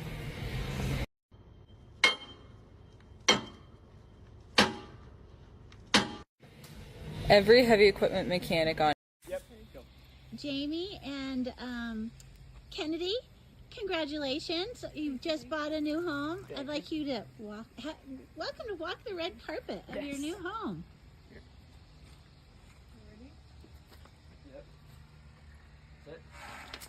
Yay! Congratulations! And here you go. You're welcome. This massive machine is capable of drilling tunnels in any, even the hardest rock structure. TBM, which stands for Tunnel Boring Machine, is an advanced machine used for excavating large tunnels in various construction projects. It consists of a cutting head, a guiding machine, and a debris removal. This is extremely interesting. Check it out. They said and boast, "We killed Christ, Jesus, the son of Mary, but they killed him not, nor crucified him. From the But Quran. so it was made," huh? From the Quran. Correct. Do you agree with that? No. But that's God's word. No, it's not. But yes, it is. It's Are you the a Quran. Muslim? Are you a Muslim? Well, am I supposed to You're believe... saying that's the word of God. Are you a Right. Muslim? Well, are you saying it's not the word of God? I am saying it's not How the do word you of God. know? How do I know that what the Quran says is not the word of God? If you want me to go through that refutation, I'll be happy to. What does the Quran say about the Bible? That's my question to you. What does the Quran say about the Bible? Do you have any idea? It says it's a previous revelation of God, and it says that it's true. It says to believe it. And I ask the Muslim, why do you not believe the Bible today? And you know what the Muslim will say? Because it's been corrupted. And then I'll ask the Muslim, what does your Quran say about whether the words of Allah can be corrupted? And I'll say, it cannot. See, that's the problem. If the Quran is true, the Bible is true. And because the Bible is true, the Quran is false. That was well said. This is extremely interesting. Check it out. They said and boast, we killed Christ. So what's the worst brand out there? Like, just say it. Ford and Mopar. Dodge, Chrysler, Jeep, terrible. So Absolutely don't buy a Ford, don't buy a Chrysler, don't buy a Jeep. Well, they all, so that's the thing. Like, every brand has like good cars and every brand has bad cars. I would say Mopar right now, I don't even think has a good car out. Like, I can't So think what of is a single Mopar one. exactly? It's Dodge, Chrysler, Jeep. Dodge, Chrysler, Jeep is Mopar. Yeah. Which I think they just got bought through technically Stellantis. Yeah. But I would say in the pool of the manufacturers, I would say Ford and Mopar or Stellantis have the largest number of issues across most of their products. So what's the worst brand out there? Like, just say it. Ford.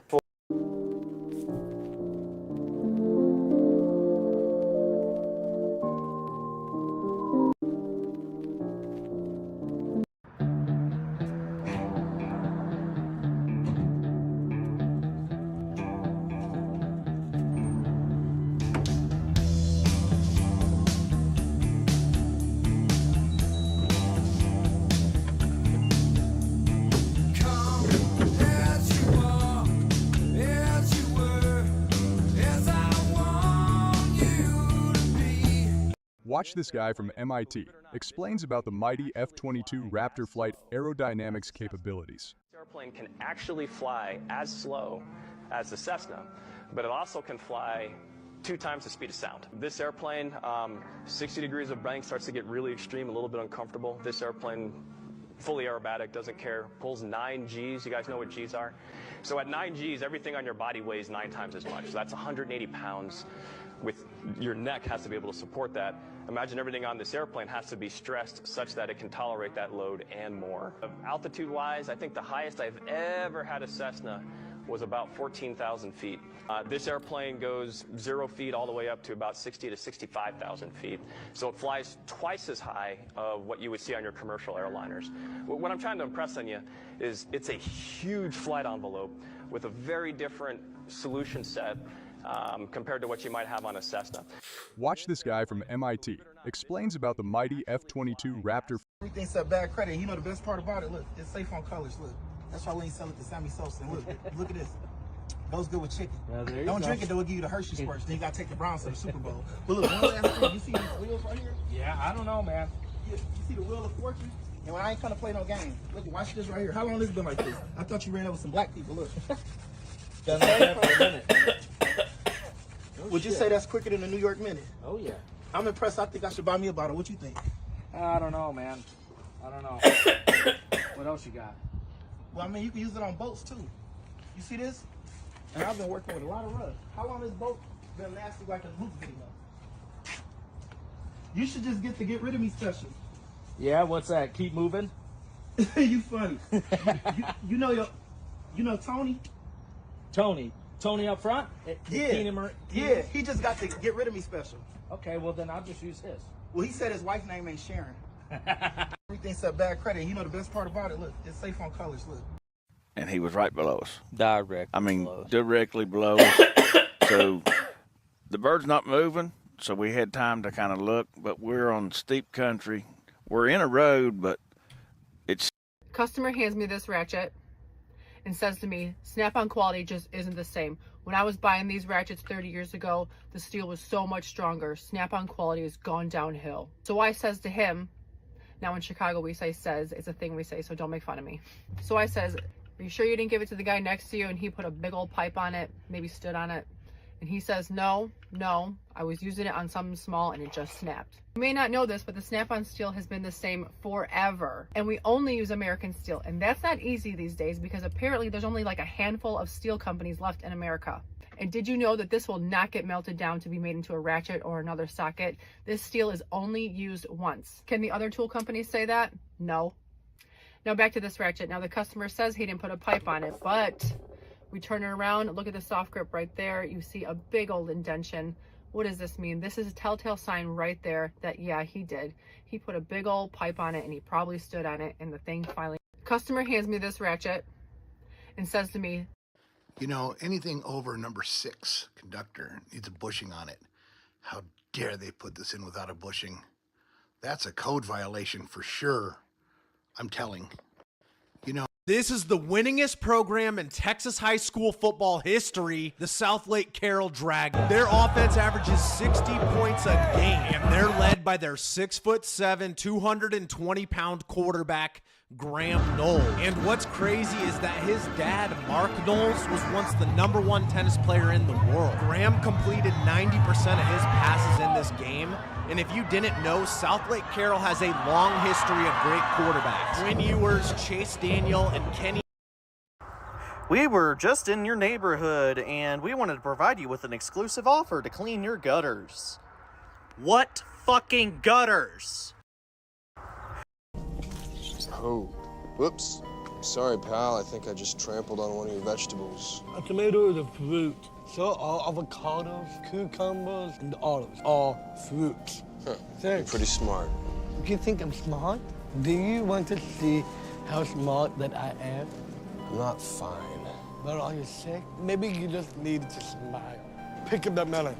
All right. Mama, I know the number on the top of that melon. 4329. Yeah, 4329. That's correct. Peel. Orange. 4422. Yep, correct. Everybody likes bananas. 4011. Orange. 9669. I'm really impressed. I mean, you're kind of like Rain Man or something. Like Superman Batman. Oh!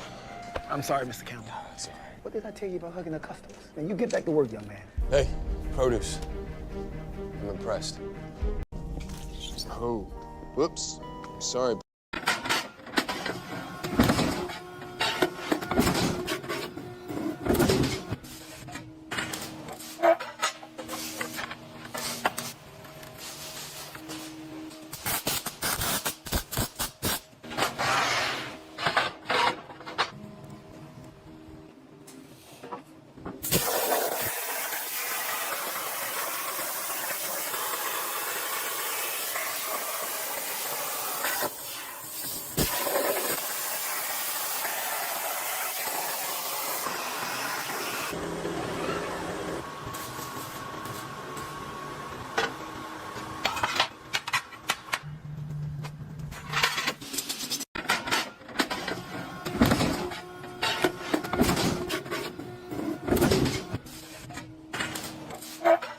Have you guys seen these new wireless chargers? You can just plug it straight into your car. Well, my car takes gas, but you can plug it straight into your car and it charges it wireless. Wireless chargers, man. Did somebody like come and like cut all your guys' chargers? This is the second time.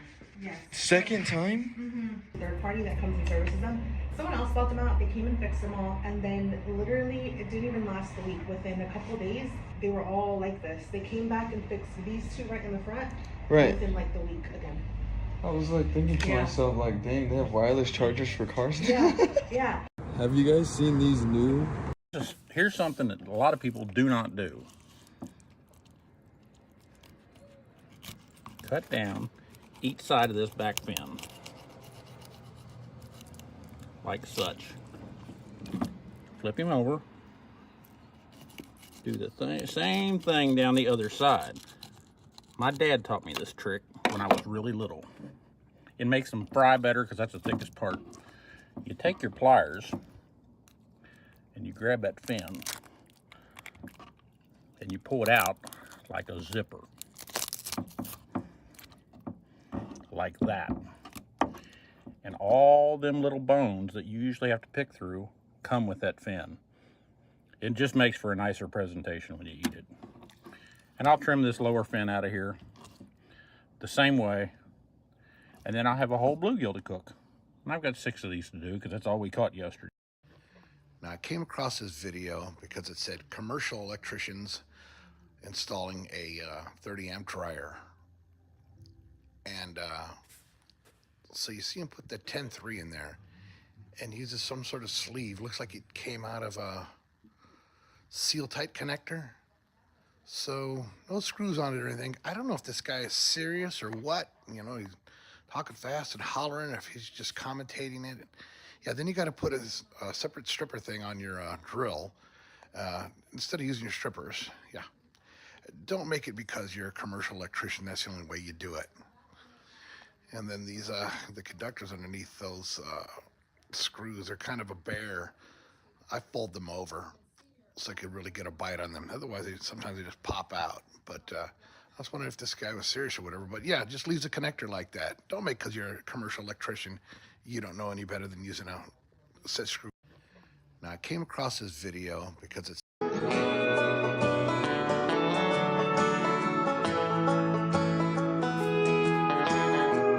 heard you moved out to South Carolina just like you always said we would. And packed your bags in that old 4Runner that I bought you when things were good. I'm glad to see the stop sign didn't hit you, bring you back to your senses. Oh, it waved you gone goodbye. Yeah, it waved you gone goodbye. There's an actual way to get out of this? There is indeed. This could save your life if you're ever in a situation like this. I have to teach you because I know you want to know.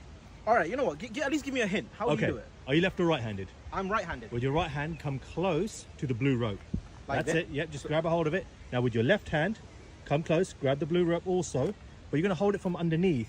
Okay. That's it. And I want you to feed the blue rope underneath this yellow rope over here. Oh, that gap? Yeah, see that little gap? It goes in like this, That's right? it. So you got that little loop appearing. Do you see that little loop appearing just there? That's it. Now come closer to the pole. That's it. Now keep feeding it through so that loop gets bigger like pulling and bigger. it through, right? Yeah. Keep going a little bit more. Now you're going to feed your right hand into that hole. That's it. And your thumb as well. Don't forget your thumb. Okay. All the way through. Perfect is the magical moment. Start stepping back slowly for me. Step back. Step backwards. Go Are you for being it. serious? Yeah, go for it. Look. Look. Ready? Yeah. Done.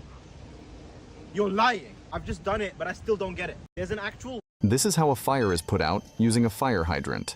Now, for those of you who don't know, you see when you have a fire and call the emergency fire truck, they essentially need a source of water in order to put the fire out. In the truck, there is enough water for about 5 minutes of continuous high-pressure flow of water.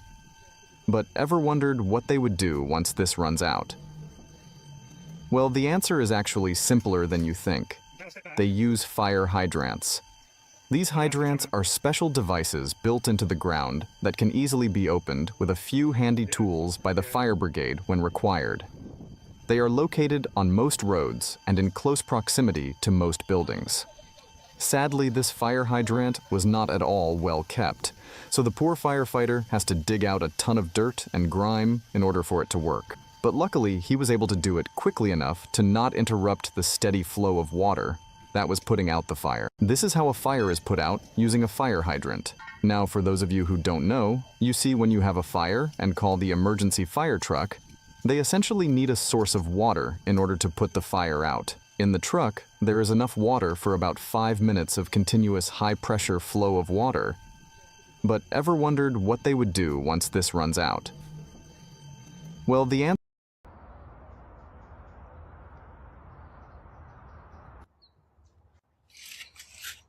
This is how...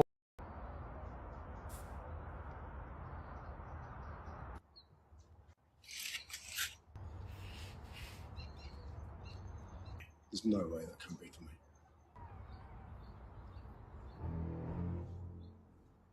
Nobody move, nobody panic. Supposed to say love your journey? How the fuck? How? He told me, he was like, if you're in the area, wetlands. Your husband's recognized that? Yeah. Oh my god! Unbelievable! Congratulations. Thank you. Have a watch. You can thank your husband when you get home. In fact, I've learned that we are superior people. The men are back! 17, don't think that much about life, just live it. Kerosene is around the fire. The kilogram, that's a kilogram by definition. Right. Okay? Right. They say, we can't do this anymore. You know why? Because they made copies of it put them around the world, and every now and then they bring them back, and none of them are equal anymore. Some are losing atoms, so they said we got to fix this. So you're saying that no longer is the proper measurement of a kilogram? That's correct. No longer. Because here's what they did. We have ways of making precise crystals of silicon. So precise that you can count the atoms in the lattice. That's pretty cool. So what they did was they took the kilogram, right? And then they made a silicon sphere, pure silicon. And they made them equal each other. Once you do that, you throw away the kilogram. Right. And now I know exactly how many silicon atoms equals a kilogram. So and now I have an atomic representation of what the kilogram measurement is. And I can count the atoms. I can tell people around the world, you want a kilogram, assemble this many silicon atoms. So there is no uncertainty in the mass of the kilogram right now. The kilogram, that's a kilogram by definition. Right. Okay? Right. They said we can't do this anymore. You know why? Because they made copies of it, put them around the world, and every now and then they bring them back, and none of them are equal anymore. Some are losing atoms, so they said we got to fix this. So you're saying that no longer is the proper measurement of a kilogram? That's correct. No longer. Because here's what they did. We have ways of making precise crystals of silicon. So precise that you can count the atoms in the lattice. That's pretty cool. So what they did was they took the kilogram, right? And then they made a silicon sphere, pure silicon. And they made them equal each other. Once you do that, you throw away the kilogram. Right. And now I know exactly how many silicon atoms equals a kilogram. So and now I have an atomic representation of what the kilogram measurement is. And I can count the atoms. I can tell people around the world, you want a kilogram, assemble this many silicon atoms. So there is no uncertainty in the mass of the kilogram right now. The kilogram, that's a kilogram by definition. Right. Okay? Right. They said we can't do this anymore. You know why? Because they made copies of it, put them around the world, and every now and then they bring them back, and none of them are equal anymore. Some are losing atoms, so they said we got to fix this. So you're saying that no longer is the proper measurement of a kilogram? That's correct. No longer. Because here's what they did. We have ways of making precise crystals of silicon. So precise that you can count the atoms in the lattice. That's pretty cool. So what they did was they took the kilogram, right? And then they made a silicon sphere, pure silicon. And they made them equal each other. Once you do that, you throw away the kilogram. Right. And now I know exactly how many silicon atoms equals a kilogram. So and now I have an atomic representation of what the kilogram measurement is. And I can count the atoms. I can tell people around the world, you want a kilogram, assemble this many silicon atoms. So there is no uncertainty in the mass of the kilogram right now. The kilogram, that's a kilogram by definition. Right. Okay? Right. They said we can't do this anymore. You know why? Because they made copies of it, put them around the world, and every now and then they bring them back, and none of them are equal anymore. Some are losing atoms, so they said we got to fix this. So you're saying that no longer is the proper measurement of a kilogram? That's correct. No longer. Because here's what they did. We have ways of making precise crystals of silicon. So precise that you can count the atoms in the lattice. That's pretty cool. So what they did was they took the kilogram, right? And then they made a silicon sphere, pure silicon. And they made them equal each other. Once you do that, you throw away the kilogram. Right. And now I know exactly how many silicon atoms equals a kilogram. So and now I have an atomic representation of what the kilogram measurement is. And I can count the atoms. I can tell people around the world, you want a kilogram, assemble this many silicon atoms. So there is no uncertainty in the mass of the kilogram right now. The kilogram, that's a kilogram by definition. Right. Okay? Right. They said we can't do this anymore. You know why? Because they made copies of it, put them around the world, and every now and then they bring them back, and none of them are equal anymore. Some are losing atoms, so they said we got to fix this. So you're saying that no longer is the proper measurement of a kilogram? That's correct. No longer. Because here's what they did. We have ways of making precise crystals of silicon. So precise that you can count the atoms in the lattice. That's pretty cool. So what they did was they took the kilogram, right? And then they made a silicon sphere, pure silicon. And they made them equal each other. Once you do that, you throw away the kilogram. Right. And now I know exactly how many silicon atoms equals a kilogram. So and now I have an atomic representation of what the kilogram measurement is. And I can count the atoms. I can tell people around the world, you want a kilogram, assemble this many silicon atoms. So there is no uncertainty in the mass of the kilogram right now. The kilogram, that's a kilogram by definition. Right. Okay? Right. They said we can't do this anymore. You know why? Because they made copies of it, put them around the world, and every now and then they bring them back, and none of them are equal anymore. Some are losing atoms, so they said we got to fix this. So you're saying that no longer is the proper measurement of a kilogram? That's correct. No longer. Because here's what they did. We have ways of making precise crystals of silicon. So precise that you can count the atoms in the lattice. That's pretty cool. So what they did was they took the kilogram, right? And then they made a silicon sphere, pure silicon. And they made them equal each other.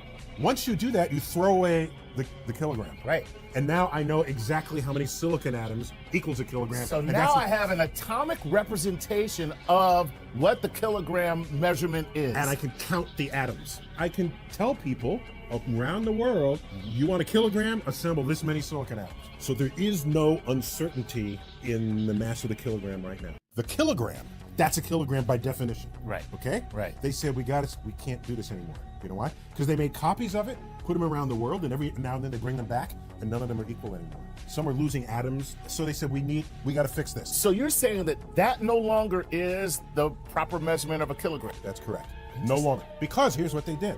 We have ways of making precise crystals of silicon. So precise that you can count the atoms in the lattice. That's pretty cool. So what they did was they took the kilogram, right? And then they made a silicon sphere, pure silicon. And they made them equal each other.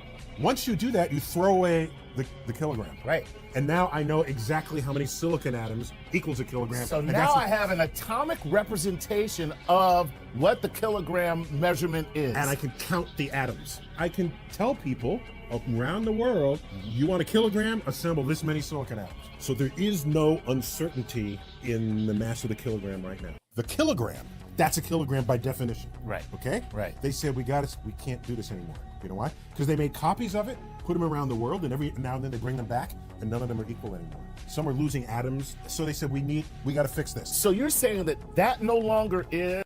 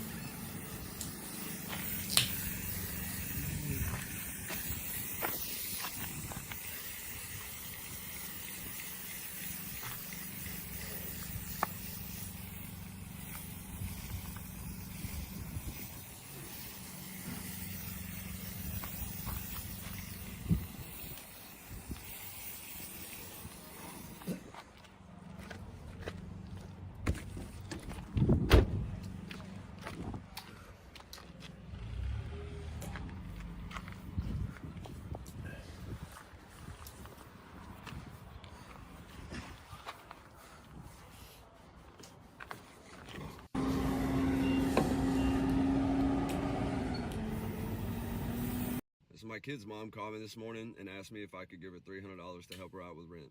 And we haven't dated since 2015, so I don't normally do this kind of thing like ever, because I take care of my kids. I get them half the time. I'm a good dad, so it's not normal that I help her out with money any kind of way. And I just told her I needed a little bit to think about it, and I would call her back. And before I had a chance to call her back, her sister called me. Her sister tells me that she doesn't actually need the money for rent. And she's trying to get her new boyfriend out of jail because she wanted to be able to be close to him for his birthday. And so, you know, that hit me some type of way, but I decided to call her anyway. And I told her, come get the money, that I would help her out. I just figured, you know, karma will bless me the way that I should be. So she came, she picked up the money. About 2 hours later, I get a call from the county jail, and I accept the charges. And it's her, and she's screaming, and she's cussing, and she's crying, and she wants to know why I gave her counterfeit money. And I told her she wanted to be close to her boyfriend. So my kid's mom called me this morning and asked me if I could give her $300 to help her out with rent. Are you about to ruin somebody's day? Yeah, we are. What year is this thing? It's a 2019. They ran it low on oil. How did they run it low on oil? They just didn't change the oil? Yeah, And burn it? That's what I'm afraid of. Oh, geez. So does it have oil in it now? It does, and it's actually overfilled. Oh, well, that's by not at least good. a couple quarts. Oh, that much? Yeah. So people think they run low. They're like, let's just add more to it. Yeah. Go ahead.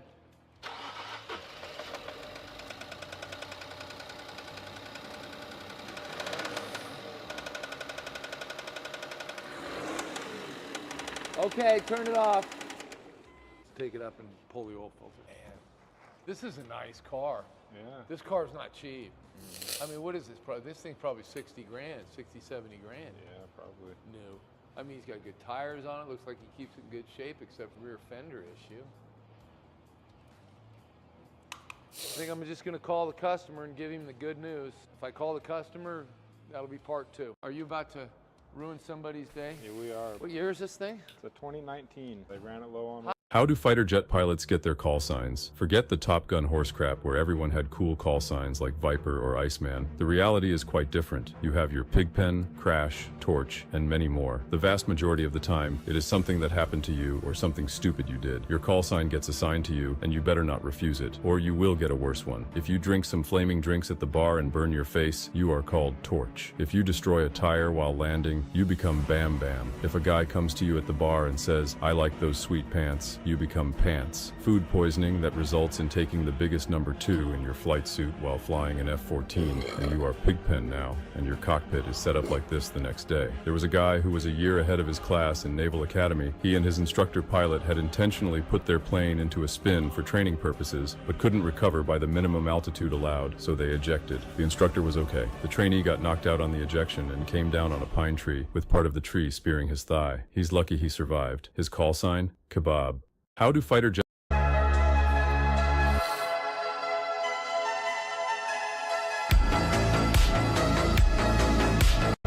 The 10 least reliable vehicles of the year according to Consumer Reports. Reliability is scored from 1 to 100, with 100 being the best. Let's see how many of these surprise you. Starting off at number 10 is the Jeep Wrangler with a score of 27. Number 9, the Jeep Grand Cherokee with a score of 26. Number 8, we've got the Volkswagen Jetta with a score of 25. Number 7, we've got our first truck scored at 23, the Nissan Frontier. Number 6, another Jeep, the Grand Cherokee L, also with a score of 23. In the middle of the pack at number 5 with a score of 22 is the Rivian R1T, followed by the Volvo XC60 at number 4 with a score of 21. Now, number 3, this one surprised me a bit. I've honestly heard mostly good things about these, so if you drive one of these, I'd love to hear your opinion on it. Number 3 is the Ford F-150 Hybrid, and it's scored at 19.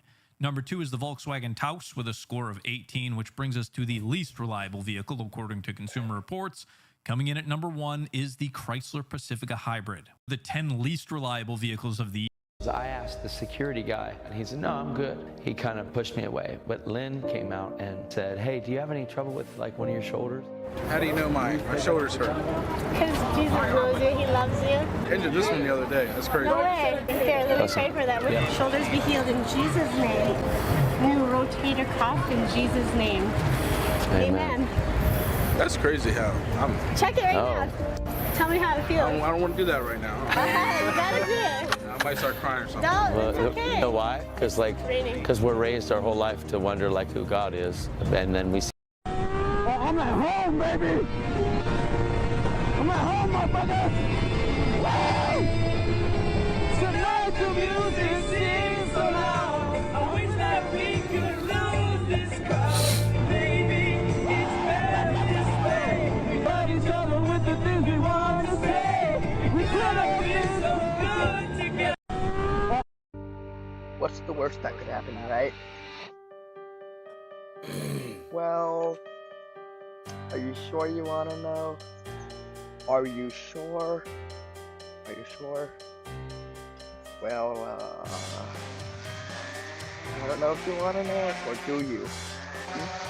That's the worst that could happen. You get a bunch of drugs. By the way, put the bag on your shoulder.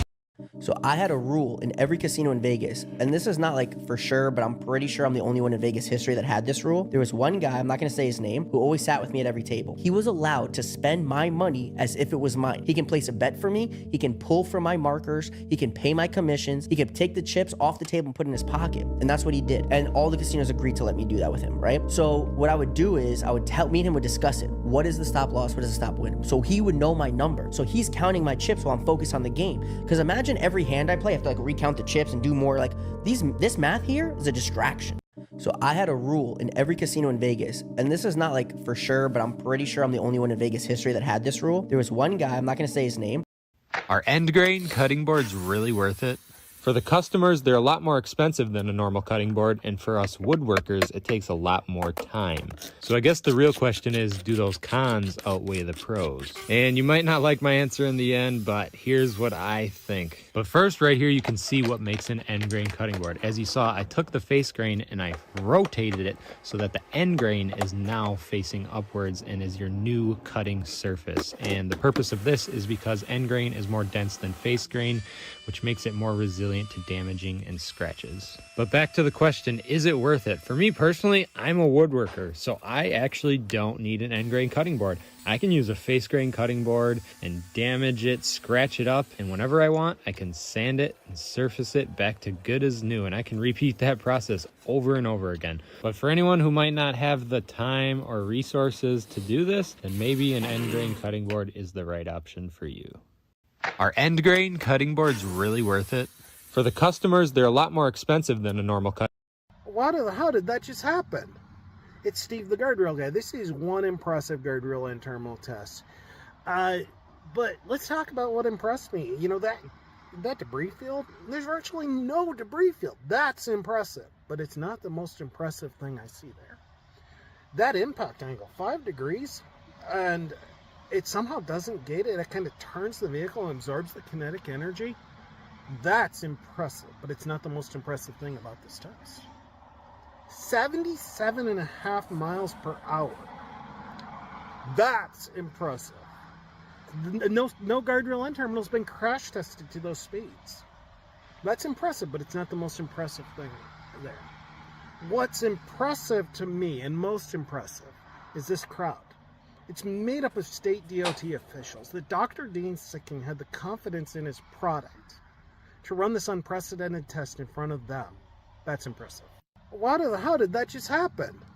It's Steve the guardrail guy. This is one impressive guardrail and terminal test. Hey everybody, what's going on tonight? We're down working. Tell me, this one rents for $2,800 a day. How many days a year do you think this will rent? Like, what's the revenue this car will produce? I had originally had a red Lamborghini Huracan. Everybody, when they first started, they asked me, how many days a month do you think you can rent that car? And I said, if I told you 15, would you think I'm crazy? And they said, yeah. I said, if I told you 30, would you think I'm crazier? They said, no, you're stupid. I rented that car 45 times a month, every month. Still to this day, these cars rent. I have 10, 12, 15 Huracans at a time. They all rent multiple times per day. Tell me, this one rents for $2,800 a day. How many days a year do you think this will rent? Like, what's the revenue this car will produce? I had originally had a red Lamborghini. Walmart is charging $98 to people to use self-checkout. Just announced it. You have to pay $98 to Walmart if you want to use the self-checkout lane. And in addition to you now paying $98, Walmart is very selectively reducing the amount of available self-checkout lanes. In an attempt, because theft was so great at Walmart in the self-checkout lanes, they had to do something because they were losing so much money. They installed the self-checkout lanes thinking it would save them money on payroll. But in fact, they ended up losing 10 or 20 or 30 times more because of all of the theft. So instead of just stopping it in an attempt to recoup their money, they're now going to charge people something called Walmart Plus, which is $12 a month or $98 a year to use self-checkout, start taking away the self-checkout lanes. Walmart is charging $98 to people. This is a hellhole. A lot of airplanes have them in some form or another, and they're the f***ing worst. But they give access to typically hidden parts of the aircraft and make repairs or adjustments possible, just not easy. Since we just installed the landing gear on my Zenith Super Duty, this will be the first time I've ever had to delve into the chasm that is my airplane's rear end. And I think it was just as disappointed as I was. I'm installing the first electronic part in the plane today, however, so that's exciting. But I watch your eyes as she walks. I don't know what. That's really interesting.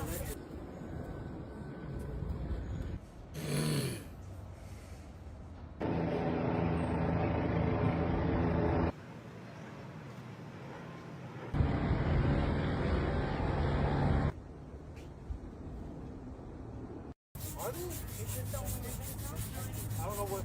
That's really. Dude, how is that gonna go viral? All you did was Abracadabra! Ja, dieser Kuchen war geradezu bombastisch. und die Nachfrage danach erstarkte drastisch. Barbara eröffnete noch im selben Jahr eine Bar und nannte sie Barbaras Rhabarberbar. In der Stadt gab es auch ein paar Barbaren, die hatten von Barbaras Rhabarberbar erfahren. Und da sie fortan jeden Tag bei Barbara waren, nannte man sie bald die Rhabarberbar. Abracadabra.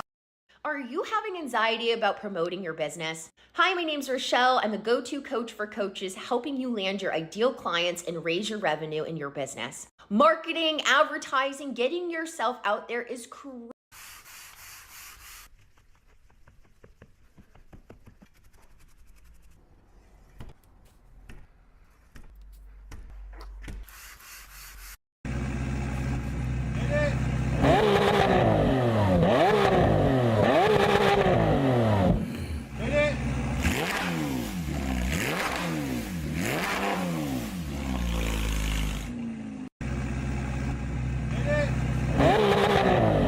My cousin want to pad up, so we gonna pad up. Man, he's just showing out for the camera.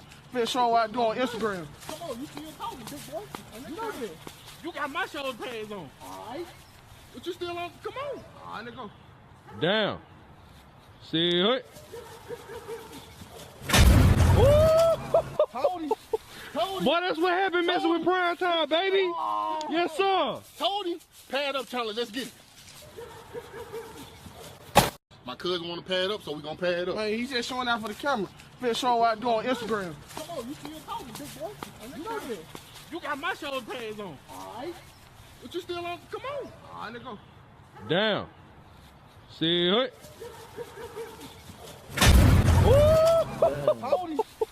Boy, that's what happened messing with. I'll never guess what I found in this house. So this cute little cottage is located in Bishop Arts, Dallas, Texas. Cute little trendy area. It's been used for an Airbnb for a few years. Little galley, kitchen, laundry. Some interesting things in this house. We're just poking around. It's supposed to be a 2-bedroom, but there's some skylights. So I'm walking around. Let's see what we can do. Let's go in the attic. Maybe there's something happening. What's up there? Let's check it out. Let's bring down this creaky old staircase. Look at it. They don't build them like this anymore. Check out what we found upstairs.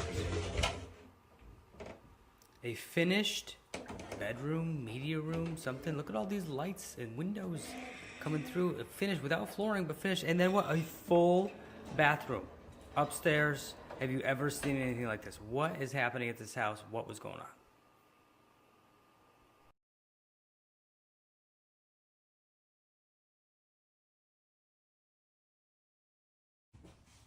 What is this? What could this possibly be for? I'll never guess what I found in this house.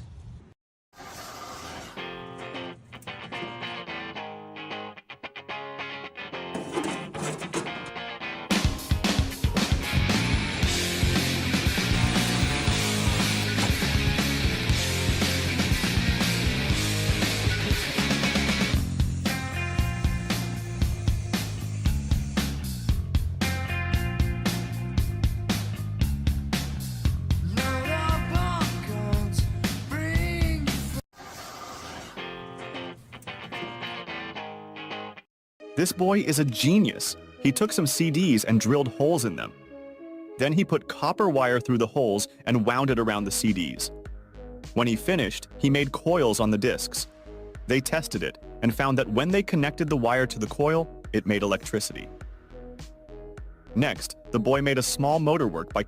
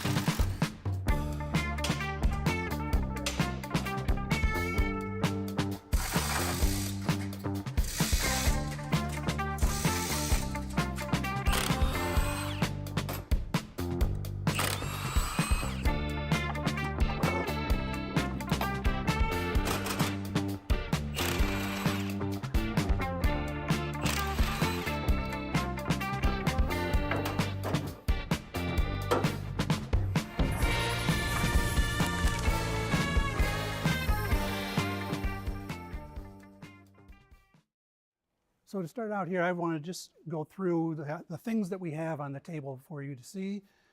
First of all, up front here is the front drive unit. There's a permanent magnet motor in the front and the gear mechanism that connects up to it. Together makes the drive unit.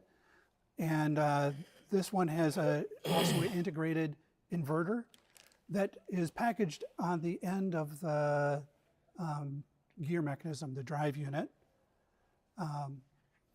Probably because I thought it was interesting because instead of putting it on the side, because this is up front and it may be in the way of a crash. So we want to keep that out of the way, which is a good idea. So this would be the rotor of the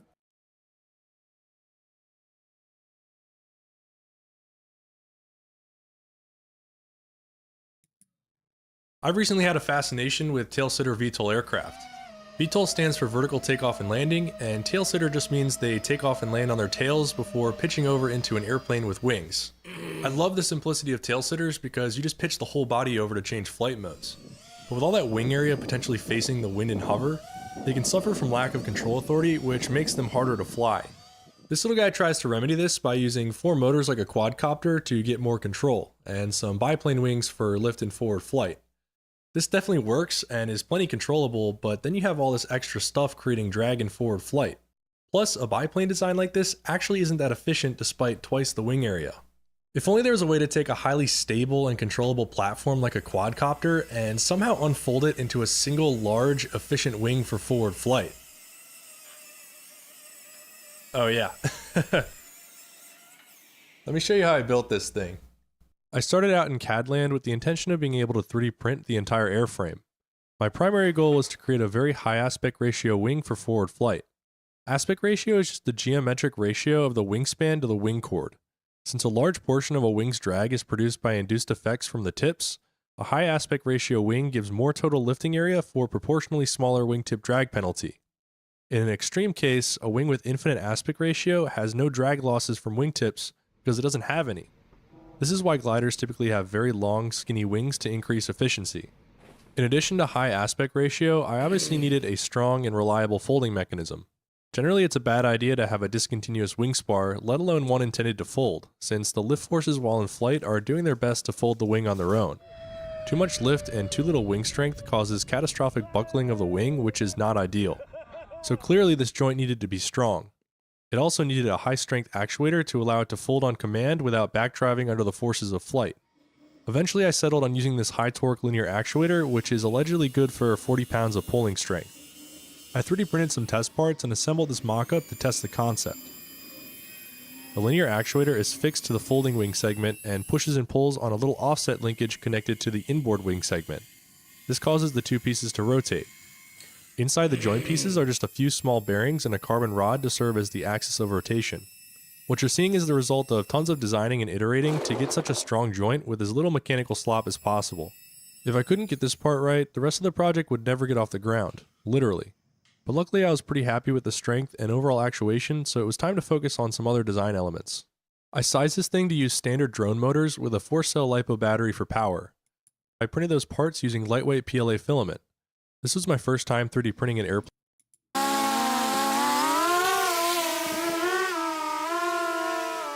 With the wing folded up, it's effectively just a quadcopter with a really weird looking frame. It flies exactly the same and has some pretty good control authority. Note how, despite the high aspect ratio wing we designed, only a third of it will face the wind in any direction now that it's folded up. This makes it much more controllable in the wind. One thing I did to increase yaw control authority was mix in a bit of control surface deflection since the outer motors are partially blowing over them. Normally yaw for a quadcopter just uses the torque of the motors, but with such a large frame, this can be sluggish. Utilizing the existing control surfaces for forward flight was basically free control authority. Nice! This may have looked easy getting it to hover, but behind the scenes there was plenty of tuning to account for the weird asymmetric motor configuration. I'd be a liar if I said this process went smoothly. I don't know what that was. I feel like this would have been a lot worse. Video where I prototyped some smooth tailsitter transitions with a bicopter wing. Go check that video out on my channel for a better explanation of the flight controller code changes needed to pull the VTOL transition off. It's surprisingly not as simple as just pitching over 90 degrees. Who knew? Oh. In hover, variable motor RPM is used to control and stabilize the whole vehicle. When I flip a switch on my radio to begin transitioning into airplane mode, the wings begin unfolding. As they unfold, the whole thing slowly pitches over and the control surfaces begin moving to stabilize forward flight. Once the wings are fully unfolded, the inboard motors shut off and it's basically just a flying wing with Elevon control. That's the idea at least. Now we need to go start flight testing. I packed everything up and found a large field to go fly at. Coming in at just about 3 pounds, this thing wouldn't necessarily be a floaty flyer in forward flight and would certainly need plenty of room to fly around.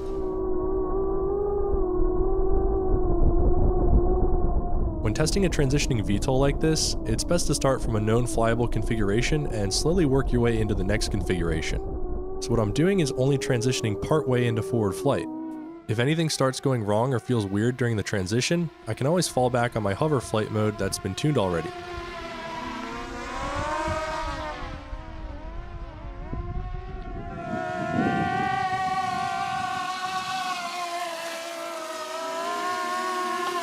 I spent some time easing into forward flight with varying amounts of success.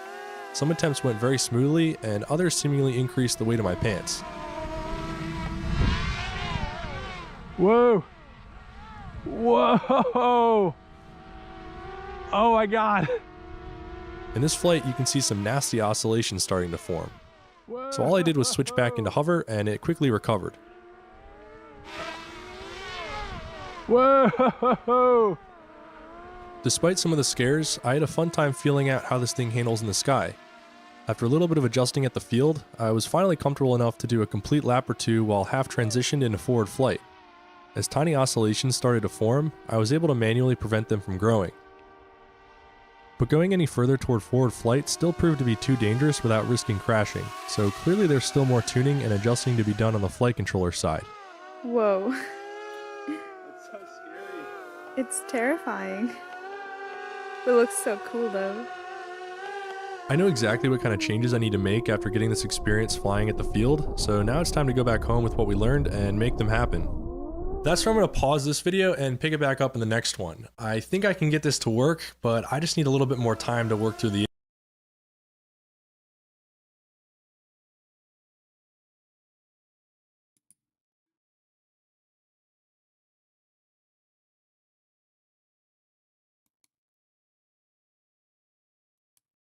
I've recently had a fascination with tailsitter VTOL.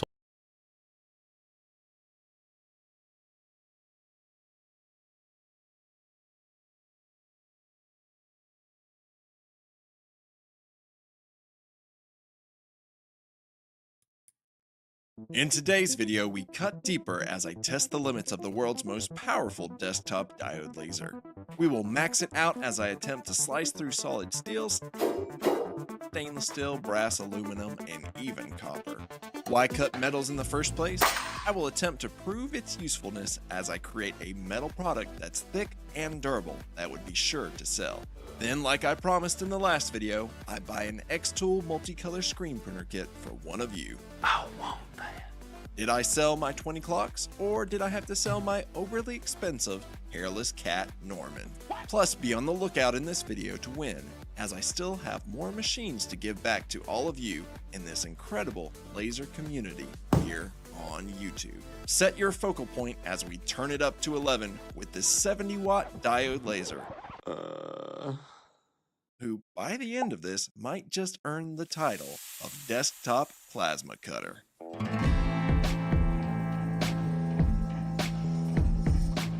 A laser myth that has been said for years now is that desktop diode lasers cannot cut metals. We first busted this myth when the first true 20-watt diode lasers first came out about 2 years ago.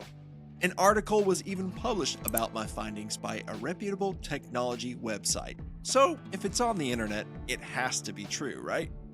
Now, I say no to a lot of free lasers, but this one really caught my attention. IKEA was the first in the laser race to reach an astonishing 70-watt diode laser. Now, don't hate me for taking another laser, because if you've been following my channel, you'll know that eventually this setup will end up with one of you. But today my question is, will 3.5 times the power equal triple the cutting capabilities? Let's find out. There is one major difference between plasma cutters and diode lasers. Plasma cutters use an electrical arc between the cutter's electrode and the workpiece, ionizing with gas creating plasma, often reaching temperatures over 20,000 degrees Celsius. That is then shot out at a high velocity used to cut through metals. In contrast, diode lasers are using electricity converted to a blue light LED, normally around the 450 nanometer wavelength. These only have a 5.5 watt of output power each. But in this case, there are 14 individual LEDs, all combined with mirrors, and are brought together to produce 77 watts, which is rated at just 70, probably due to the loss of power from mirrors and such. All of this light power is focused to a tiny point of just 0.15 millimeters by 0.2 millimeters, or about the thickness of a single eyelash. This is all just like how some have done, harnessing the light power of the sun to cut through random objects like wood, rocks, or even, like we will test today, metals. The setup took me about 110 minutes total, with majority spent on building the metal enclosure. The laser itself went together very quickly, but then the metal working panel took me an extra 45 minutes alone because I will say the tiny print on those instructions were not so good, and I ended up building it backwards with my first attempt. Though I do like the spike design as it has minimal contact with the materials above, making for some really clean cuts and less chance of the metals welding to the panel itself. The clamps are a nice touch too, especially for cutting metal, as metals tend to warp if they get too hot, but the bolts provided could be cut much shorter as they protrude so far up that I ended up bumping them many times with the head of the laser itself. It has a built-in camera, and overall the build quality feels nicely done. The exhaust fan that comes with the enclosure is very strong, but it's extremely loud and always on. It would have been nice if the exhaust fan was integrated with the laser and had a delayed off after completing a job, but the only way to stop it is to manually unplug it. I think I may just bypass this fan completely in the future and add a quiet option like an AC Infinity inline fan. I really like the auto level feature, though for me, sometimes it would mount.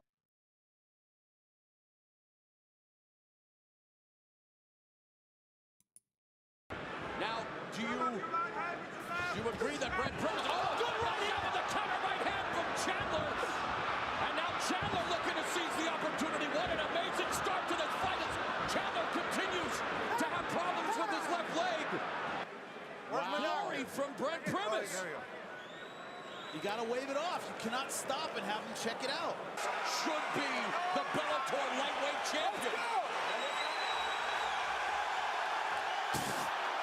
And to add insult to injury, they pull the stool out.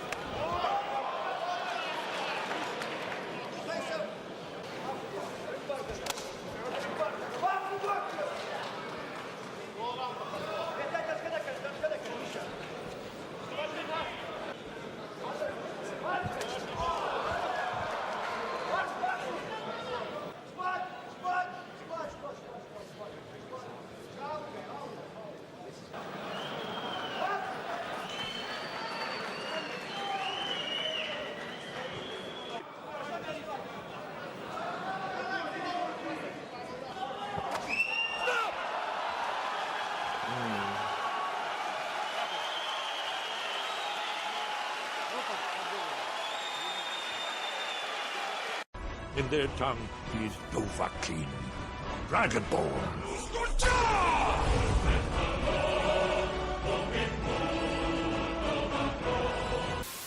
But good in the confidence level of a fighter. Just so relaxed in there. And you can see Anthony McGavin working armbar and a reversal. And here it comes. Crazy Horse looking for a looks at the camera, says, hey, what's up? What the? Wow! Huh? 무장급 매치인 만큼 빠른 타이밍의 경기가 끝날 수도 있어요. 너무 세게 맞았습니다. 너무 세게 맞았어요. 너무 세게 맞았습니다. 지금 이거 큰일 났는데요. 병원에 가야 됩니다. 이거 너무 세게 맞았습니다. 이거 좀 큰일 났습니다. 예, 소리가 이 사고입니다. 이게 너무 세게 맞았어요. 이거 빨리 타월 해가지고 빨리 병원 가야 됩니다. 지금 뭐 이거 어떡하나요? 이거 너무 세게 맞았어요. 예, 끝났습니다. 이거.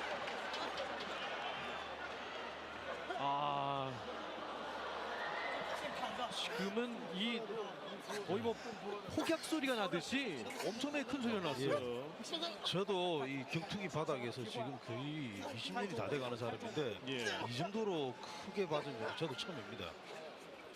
지금은 뭐 너무 세게 정확하게 너무 세게 맞았어요.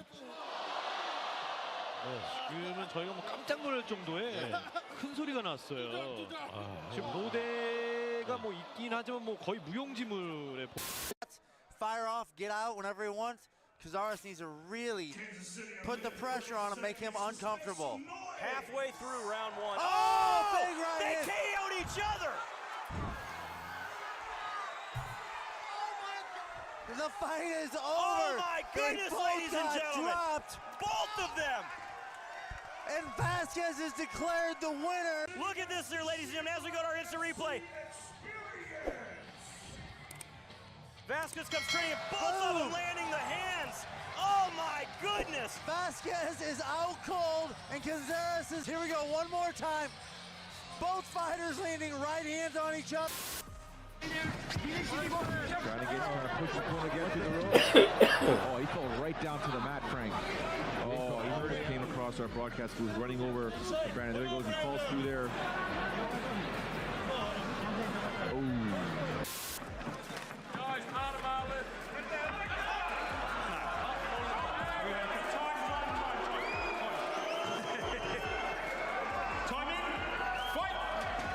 So here we go.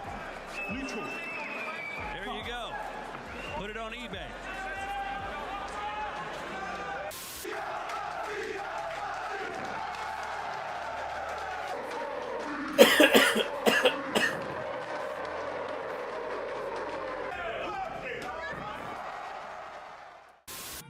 Big punches now from Jonathan. Dorian looks in trouble here. Got Dorian pinned up against the ropes there. Good elbow from him. He's having to dig really deep here. Good. A double knockdown! Unbelievable! Who's going to get up here? Is it going to be Dorian? Dorian's got his feet! Dorian's got up! What a fight! Unbelievable! We see it in the slow motion here, but what a finish! Upset about the...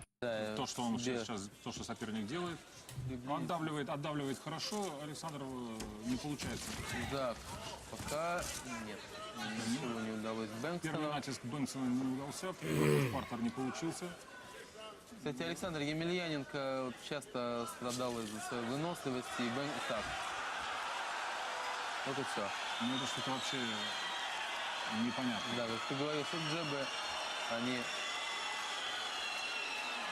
Нет, по-моему, нокаут серьезный. Что случилось у него? Живой? Думаю, да, и так смотрим. Так. Да, ну что ж... Так, еще раз. Нет, удар... Был ли удар? Ну, в конце... Now can he follow that up, and still Yilong goes forward, spinning back first, a little bit close. For that to work properly. Another beautiful right hand, and it looked like the lights went out for a second, but he just waits and says, give me your best shot, and he has plenty of them. And still he comes forward, unbelievable. Unbelievable. You would not believe that when somebody told you that a man could take the best shots from Brad Riddell. Both guys are down. Both guys are down. Both guys are down. One guy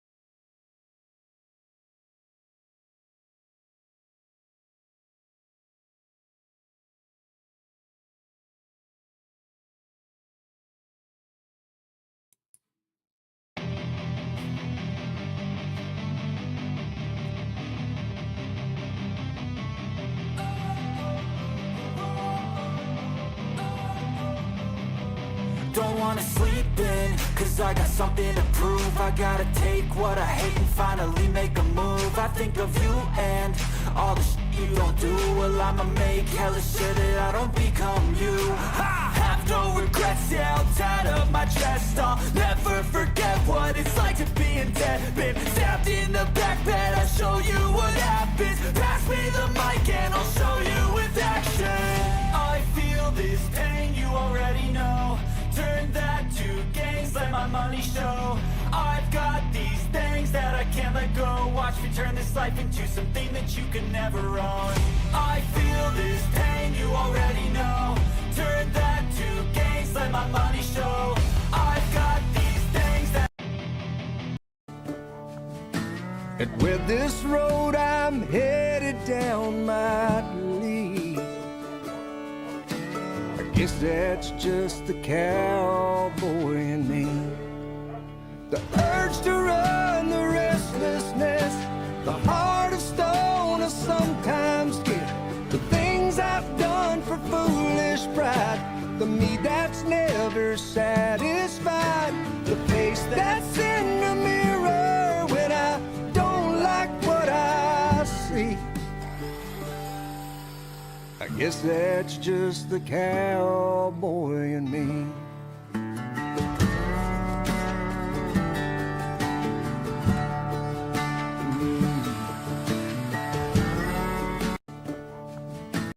Faith's dad woke up and chose to educate this woke school board. Check it out. Critical race theory is teaching that white people are bad. That's not true. That would teach my daughter that her mother is evil. You already have an educator within your staff that has pulled my daughter aside and said, well, you're a minority, so you know better than to engage in certain things. Whoa. When I was brought to the school's attention, nothing happened to the educator. Instead, my daughter was brought in, and she was ridiculed. So my question is now, with critical race theory being brought in, what is your criteria to educate the educators? And who are you to educate my children, or any of our children, in life issues? That's our job. Yes. Your job is to teach them math and science. Our job is to teach them about life. I believe the people here...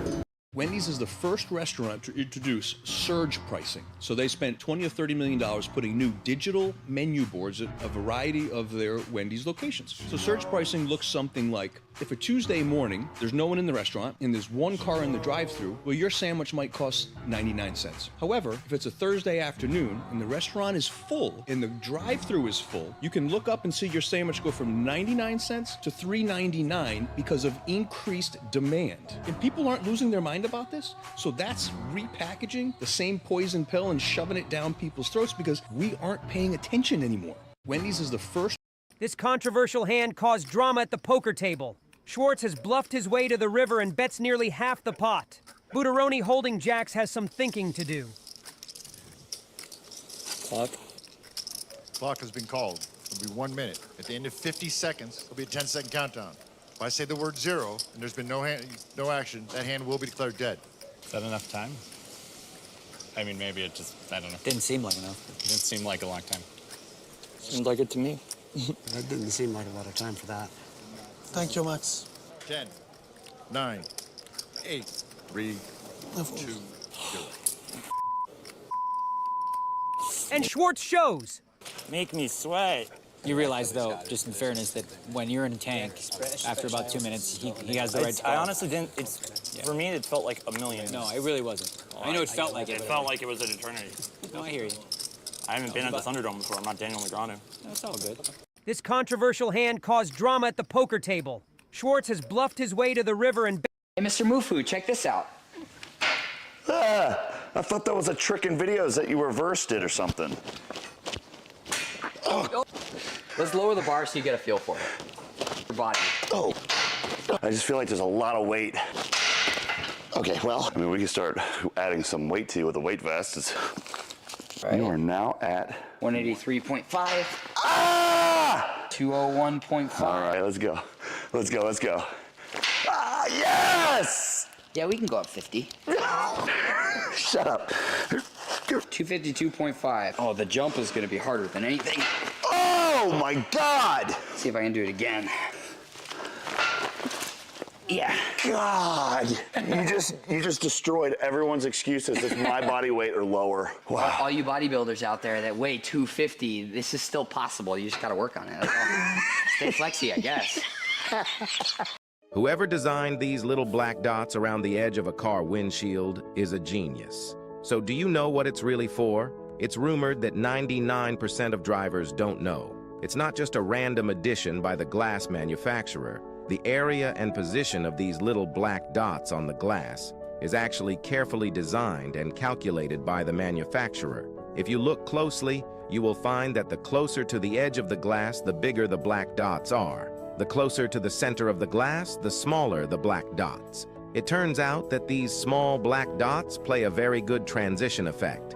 The surface of the windshield heats up quickly under the hot sun. When the heat is unevenly distributed, it is very easy to cause cracking, serious threat to the safety of the passengers inside the car, but with these little black dots around the edge of the glass. When the glass heats up, they can quickly absorb the heat and evenly transfer it to the glass, relieving the stress caused by thermal expansion.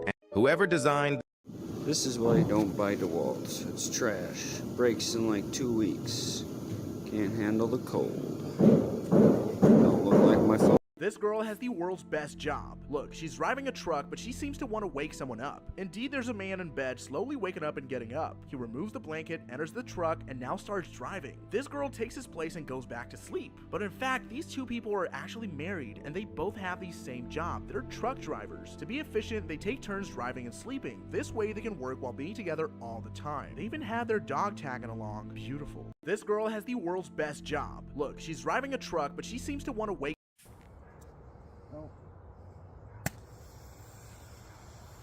Wow. All right, go ahead and stick it down that hole. You don't want to put the fire out. That's good. Okay, now turn that on.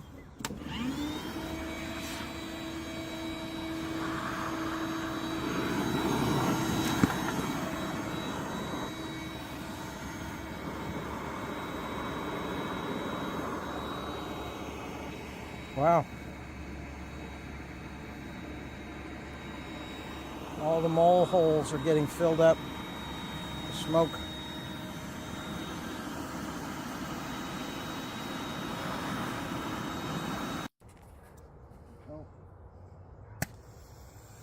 And it all started right then and there. Oh, Sailor Sky made a perfect sunset, and that's a day I'll never forget. I had a barbecue stain on my white t-shirt. She was killing me in that mini skirt, skipping rocks on the river by the railroad tracks. She had a suntan line and red lipstick. I worked so hard for that first kiss, and a heart don't forget, something like that. And it all started right then and there. Oh, Sailor Sky made a perfect. You know that recycling is fake. We all spend all of this time very diligently trying to save the earth and separate our paper and our plastics and our garbage, and then we take it out to the curb and we put it in different color buckets, and potentially different companies come pick up the recycling, and then they take it very cautiously and place it in a nice neat pile, and then they recycle it and make a toothbrush a month later, and that really actually is false. A while back we did try recycling, but we proved that it is an endeavor that loses massive amounts of money, and so instead of telling the general public we're no longer doing it because we're losing money and we don't really care if we save the earth, we just kept the system going so that it had the appearance of doing the same thing. Feel free to look it up. The percentage of raw materials that are actually able to be used to recycle is so small that there's really no value add. You know that recycling is fake. We all spend all of this time very diligently. Here goes nothing. Back in the Well, thank you, Mr. Speaker. If you are a protester on this campus and you are proud that you've been endorsed by Hamas, you are part of the problem. When you cheer on the fact that you enjoy Hamas and Hezbollah, you are yourself part of the problem. Mr. Speaker, I am proud to join with you here today in calling for the immediate resignation of the President of Colombia. She has failed her duty. She is not keeping students safe. And we see on this campus the hate-filled speech that is carrying through this country. Alright, let's go to the finest woodworking store known to man and pick up some chisels. Seriously though, $10? And we can get a diamond block for 12? And we can get incredibly strong wood glue for no, we'll save that for another video. Right off the bat, I noticed this diamond block only goes up to 600 and it goes down to 200. So I guess it'll remove some stuff quick, but I'm not thinking that we're going to get a sharp edge with it. For $10 though, these chisels, they could literally sit on your bench and scrape glue and they would be worth it. But we're going to see if we can get them pretty sharp. Going to start out with some Sharpie on the backside and the front just to see how flat they are. And they were pretty good right out of the box. I was kind of surprised. I was expecting them to be a little bit more off than they were. I didn't use the 200 and 300 grits to sharpen these guys because I'm not an animal. But I guess this thing's going to hang around in the shop if I need to like remove some material really fast. Now, spoiler alert, they're still not sharp after 600. I think we can get them there though, so stay tuned for part 2 where we take it to the next level. All right, let's go to the finest woodworking store. I got something that's illegal in California. I got something that's illegal in California. I got something that's illegal in California. I got something that's illegal in California. I got something that's illegal. Fred came home from university in tears. "Mom, am I adopted?" he asked. "No, of course not," replied his mother. "Why would you think such a thing?" Fred showed her his genealogy DNA test results. No match for any of his relatives, and strong matches for a family who lived the other side of the city. Perturbed, his mother called her husband. "Honey, Fred has done a DNA test and I don't know how to say this. He may not be our son." "Well, obviously," said the husband. She gasped. "What do you mean?" The husband answered. "It was your idea in the first place. You remember that first night in hospital when the baby did nothing but scream and cry and scream and cry? On and on. And you asked me to change him? El picked a good one, I reckon. Ever so proud of Fred." Fred came home from university in tears. "Mom, am I adopted?" There is nothing funnier than the video of Caitlin Clark getting drafted because I have never seen anything like this at any other draft in history since after she walked off the stage, who was the first person there to give her a big hug and congratulate her in this special moment? Was it her parents, her brother, or her boyfriend? Nope, it was Jake from State Farm. There is nothing funnier than the video of Caitlin Clark getting drafted. Hillbilly proud, then you know what I'm talking about. Let me hear you say, truck, yeah, I wanna get it jacked up, yeah, let's drink it on up, yeah, with a little hillbilly proud. Can I refuse to answer a cop who shows up at my front door? Imagine this. Here you are, you're at home relaxing. Suddenly, you see what looks like a patrol car pull up to your house. 2 officers get out. They start snooping around the side of your house. Then they make their way all the way back up to the front door of your house and they knock on the door. 2 of the most obvious options that you have sitting here is 1, you can answer the door and confront the police, or number 2, you could ignore the police altogether. If you choose to answer the door, one of 2 things will happen. Number 1, the cops will either get close to the front of the door and they'll try to breach the threshold. Let's say you open the door and you start to talk to them and maybe you're a little further back from the front door and then they start trying to kind of get closer in and maybe even move their foot into the threshold of the entryway of your front door. And at that point, you lose control of the entire situation because if they breach that threshold, it's very difficult to get the police out of the threshold of the entrance of your house. Can I refuse to answer a cop who shows up at my front door? Imagine this. Here you are, you're at home. What if we doubled it? Like what you were, your portfolio. What if I gave you $2 for every dollar you get now? What would be like some stuff you could do? There's a host of it's exciting, isn't it? Investments in the people that immediately. You probably weren't expecting that question from me. It's not an offer I get very frequently. Right, but what's interesting is it's like the offer we've made to Ukraine is actually more than the cost of the United States Marine Corps. In this supplemental that we are about to vote on, there's $61 billion for Ukraine, and it's about $50 billion to have a Marine Corps. What if we doubled it? Like what you were, your portfolio. What if I gave you $2 for every dollar you get now? What would be like some stuff you could do? There's a host of it's exciting, isn't it? Investments in the people that immediately. You probably weren't expecting that question from me. It's not an offer I get very frequently. Right, but Physics question. Suppose I have a block, because I have a block, and I hold it up right here, so it has a mass M, and I'm just holding it like that. And I have to push up with some force to keep it at rest. Now suppose that I put the block against a vertical surface and I push horizontally on it like that. You can't quite see it, so I drew a picture. So here's the first case, holding it up like that. Here's the second case, pushing it that way. Now the question, if I want to keep the block at rest, I can push up all by itself or push against the wall. Which way would I have to push harder to keep it at rest? Which of the two? Go. Answer in the next video.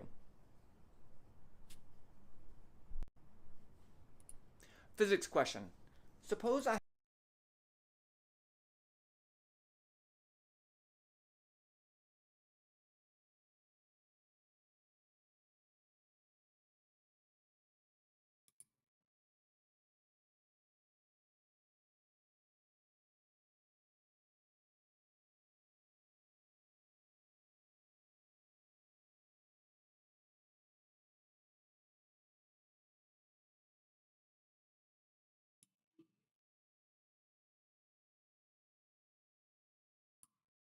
Welcome to the Hydraulic Press channel. Hi. Building the bunk. Cards. And then we can enjoy the views from cars. That was so nice. Yeah, that's what we want. Yeah. That's what we want. Yeah, it was a quite nice test. Yeah, I do.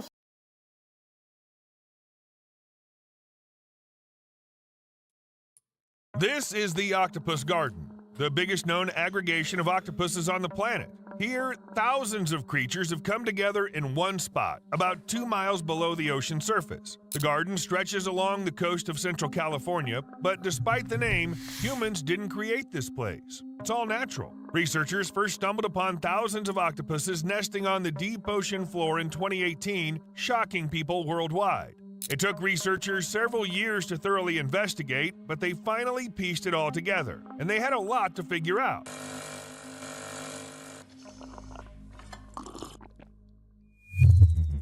Just a gentle reminder to hit the like button if you haven't. Just click it, and the octopuses in this garden were in really weird positions. They were upside down with their limbs twisted and wrapped around their bodies. It's like someone turned them inside out. Scientists have documented 5,718 octopuses covering an area of 6 acres at the heart of Octopus Garden. According to the team's estimates, the total population in the 820-acre garden could easily exceed 20,000 octopuses. Turns out that these deep-sea octopuses of the Mussooctopus robustus species migrate to the garden for mating and nesting purposes. In other words, they only come here to continue their lineage. They don't do anything else. It all starts when both male and female octopuses arrive at the garden. Females are on the lookout for a warm spot to lay their clutch of around 60 elongated sausage-shaped eggs. While brooding, mothers cover the eggs with their bodies, protecting them from predators getting too close. That's why females contort themselves in such a peculiar way. It's a defensive posture. Throughout the incubation period, females sustain themselves using reserves from their own tissues while also tending to the developing eggs. It's worth noting that the garden discovered in California is the largest gathering of octopuses ever found by scientists. So basically, there are other gardens like that, which they also call nurseries because octopuses breed there. Another nursery was discovered not far from the coast of Costa Rica. However, the discovery in California still from thermal diverse community of invertebrates that certainly welcome unhatched eggs and vulnerable hatchlings, especially since there isn't much food at great depths. There's also the risk of injuries and infections lurking around. Basically, it's tough being small at the bottom of the sea. A mother octopus only has a limited amount of time to protect her eggs.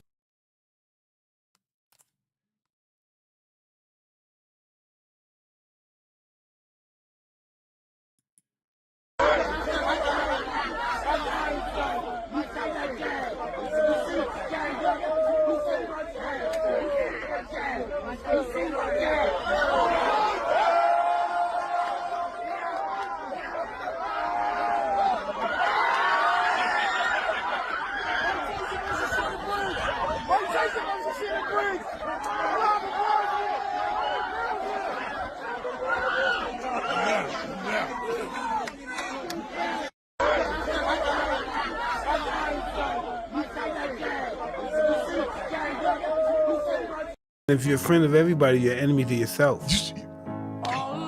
Yes. Yes. So I'm glad we got real. I needed this. This is therapy. If you're a friend of everybody, you're enemy to yourself. Yes. Yes. Everyone is talking about how awesome Mookie Betts is for tracking down the home run ball from the stands, since it was a Reds player's first career hit, but the real MVP is this fan who caught the home run ball, gave it up without demanding anything in return, and then when Mookie Betts signed one of his bats for him mid-inning, bro took it and gave it to a young Dodgers fan who was wearing a Mookie Betts jersey. Everyone is talking about how awesome Mookie Betts is for tracking down the home run ball from the stands, since it was a Reds player's first career hit, but the real MVP is this fan who caught the home run ball. Well, why not? You know, who needs gloves when you're doing something this stupid? See the little wire and those bigger wires? It's kind of crazy. Might need a meter in between there or disconnect. I don't know. Call me crazy. Well, my boyfriend and my dad are playing with dry ice. I really don't think you're supposed to be touching that with your bare hands. It's all right. It's just a little cold. I don't know. Where's your hand, Billy? Billy, where's your hand? She thinks my tractor's sexy. It really turns her on. She's always she thinks my tractor's sexy. Please come home. I got beans and bologna. Please come home.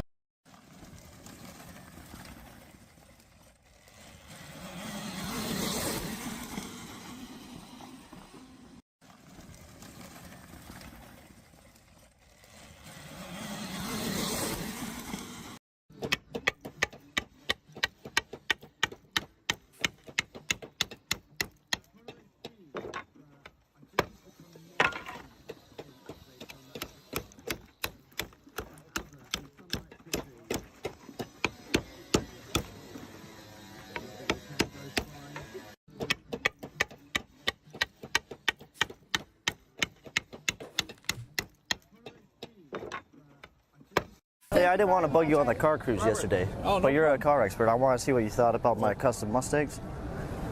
I don't know if you've ever seen those before. Oh, yeah. I'm not a Zimmer guy. I didn't think you would be. I don't quite get it, but hey, if it's fun. I got two of them, you know. Hey, hey, I didn't want to bug you on the car cruise yesterday, but you're a car expert. I want to see what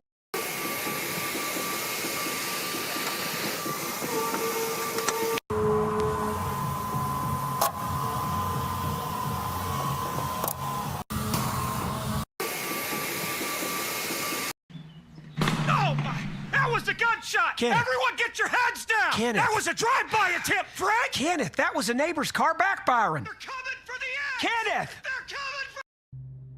Hey guys, check out this mosaic Damascus pattern. It's pretty faint, but it looks really good right now. Comment down.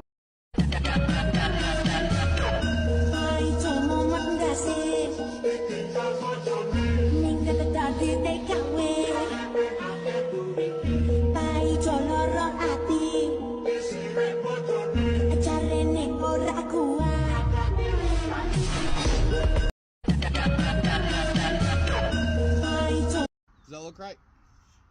Looks good enough to me. It's not going to get cut straight anyway. It needs to. What do you think about it? My kid could have cut a straighter line than that. Oh, methane could have cut a straighter methylene line than that. Does that look right? This is why you don't put a dance club above a restaurant.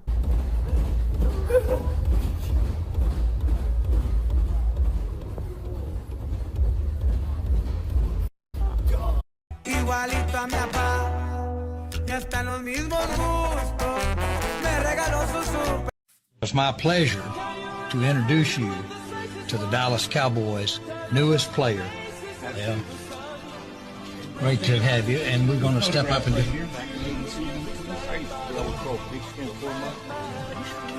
It's my pleasure to introduce you to the Dallas.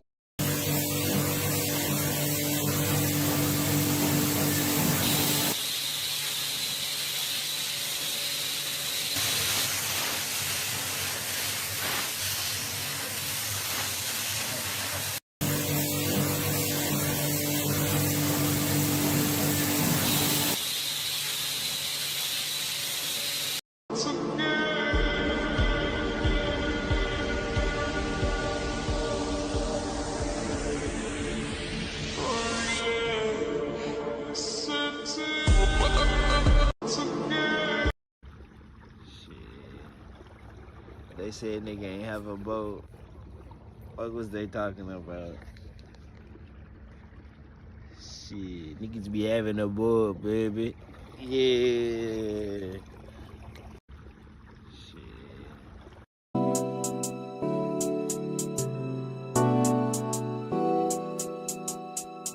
Got an attitude, what you better say, so I ain't mad at you. Ain't you tattooed, what I gotta do to be having you?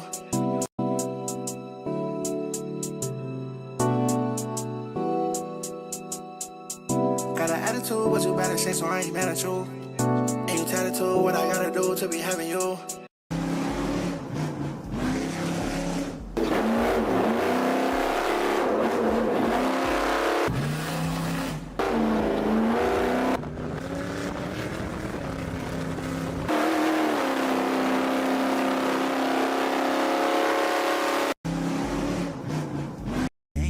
Is what I find wet when I'm in the fame. Mr. Bombastic, Mr. Lover Lover. Is what I find wet when I'm in the fame. Mr. Bombastic, Mr. Lover Lover. Is what I find wet when I'm in the 6.16 acres in Colorado with road frontage and amazing Rocky Mountain views for $9K. 6.16 acres in Colorado with road frontage and amazing Rocky Mountain views for $9K. 6.16 acres in Colorado.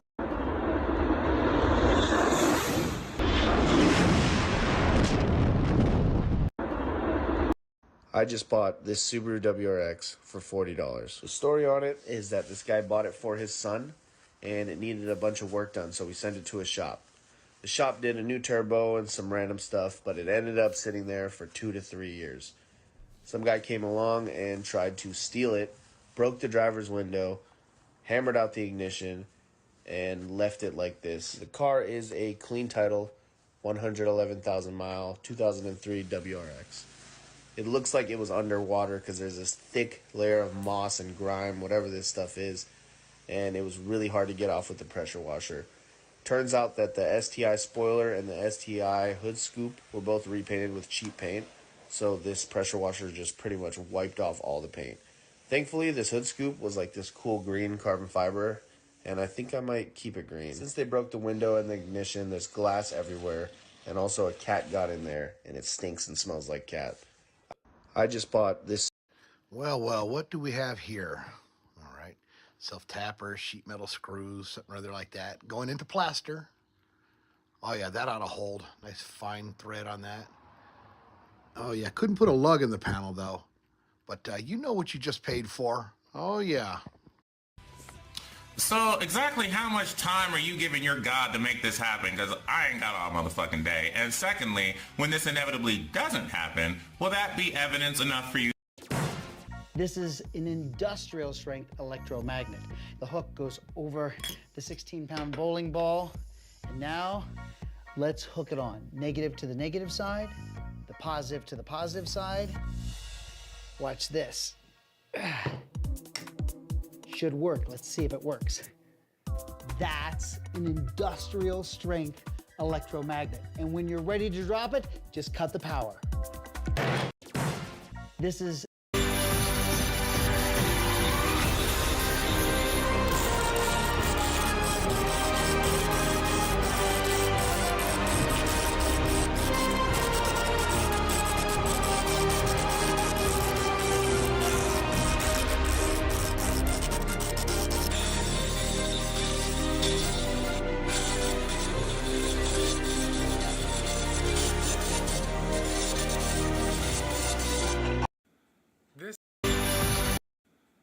This is a blind test. This is touch. What is this? Tomato. Very nice. Okay.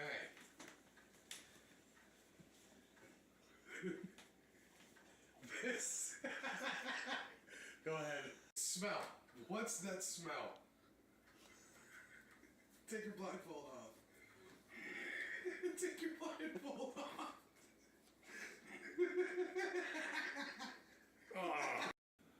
This. A warranty for 20 years on your fence post. You slip it over here.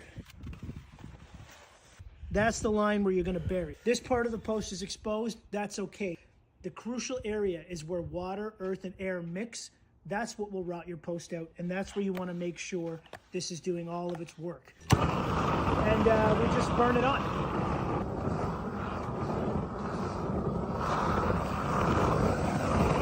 And it'll shrink to the size of the 6x6 post. They also make a 4x4 version. See all the air bubbles escaping. Try not to burn through the membrane. Look at that tar oozing out. And once it's on, that grabs, it seals. A warranty for 20 years on your fence post. You slip it over. This high school football player gets bombarded after games by opposing teams' fans and cheerleaders, just so they can get a picture with him. So much he has to get security involved. This is 6'9", 400-pound Byron Washington and the #1 ranked DeSoto Eagles in Texas versus the Wiley East Raiders in North Dallas, who's very hungry for this playoff win. But DeSoto showed them why they're the #1 team in the state. It's just a different physicality in South Dallas. You could tell these guys weren't used to getting smacked like this. It was even hard for the quarterback to get a pass off. He was under pressure all night against the DeSoto D-line that's full of Division I talent. Offensively, they stuck to their run game behind Big Byron Washington, rushing for over 200 yards. Then it became the DJ Bailey to Dalen Singleton show. The offense looked unstoppable as DJ passed for 259 yards and 4 TDs, and Dalen had 9 catches for 200.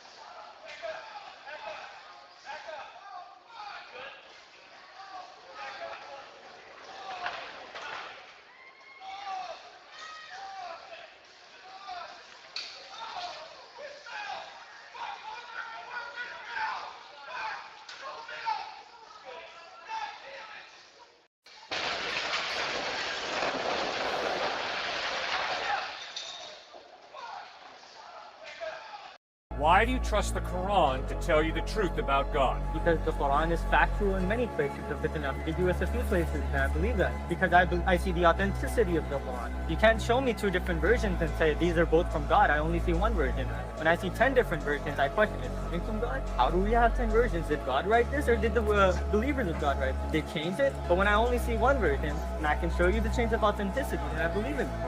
Come on, you're smart enough to have heard about Zaid bin Thabit. You know very, very well why there's 1 version of the Quran, I hope, okay? You know what Uthman did, Caliph Uthman did. What did he do? He destroyed all the forms of the Quran that disagreed with the one that he chose through Zaid bin Thabit. How are you going to prove that? Well, it's a historical fact. Just study history. You know very well, the 3rd Caliph, Caliph Uthman, had... During a red light, this guy took advantage of the time and got out of his car to bring his little puppy over to meet this dog next to them, who had his head outside the window staring at his little dog, and they were so excited to meet each other. And even after the light turned green, the girl behind him didn't mind the wait. It's okay, man, take your time. During a red light, this guy took advantage of the time. The night has come, and the land is dark, and the moon is the only. The night has come. LBs, LRs, LLs.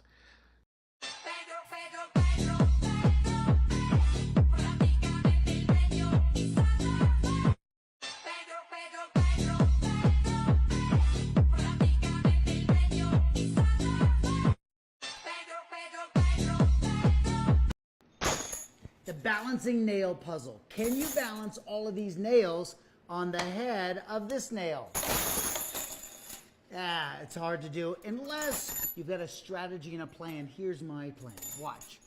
You simply rotate the nails back and forth, alternating them back and forth like this. We're putting a system in place. We're going to lock them in place, and then we're going to use the center of gravity to be able to balance them all on that single head. You put this one here, lock them in place. So now watch. Hold them here like this, lock them in place. Look at that. And now, balance on the head of this nail. I'm turning this 12-foot slab into an epic bar top. Here in Wisconsin,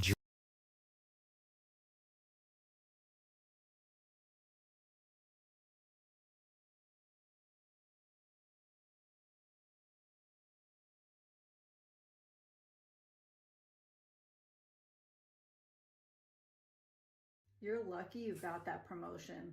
I guess they were just looking for somebody who could fill the role adequately. Well, I'm confident in my abilities and my contributions to the team. Why don't you and I focus on figuring out our project game plan so we can hit our goals? You're so lucky you have flexible hours. Some of us actually have to work a full day. I'm grateful for the flexibility, but I also put in the hours to get the job done. Let's focus on supporting each other's work styles rather than comparing. Let me save you a little time. People are never going to support the change that you're rolling out. Hey, thanks for your perspective. Maybe we can grab coffee sometime and chat about what you think it takes to enlist people's support. You're lucky you got that promotion. I guess they were just looking for somebody who could fill the role adequately. Well, I'm confident in my abilities and my contributions to the team. We protest in the strongest of terms the university's decision. 1 5-minute walk backward with intention to push through your toes. 2 25 tibialis raises. Farther feet is tougher, closer feet is easier. Back off the wall, quads flexed so they can't assist. 3 flip it around for 25 knee over toe calf raises. You control the difficulty by how far you reach, and at advanced levels you can even do this on one leg. So there's this clip going viral online of a dozen women being asked the following question: do we need men? Most answered very quickly, no. So why do you think that is? Because men are useless. Broadly speaking, I feel like men have proven largely useless, like I think in the political moment. I mean, and by the way, I want to differentiate between straight men and gay men, because I think I would die without gay men. Excuse me, the ABC network, which is hosting this show, would have canceled the show if it were a panel of men saying that women are useless. I see the producer right there. I wonder what you think about this one. Y'all would have called them misogynists, and the media would have destroyed the lives of those men. That's something to reflect on. And aside from that, everything you just said were emotional responses, but that's to be expected from a low IQ panel. So there's this clip going viral online of a dozen women being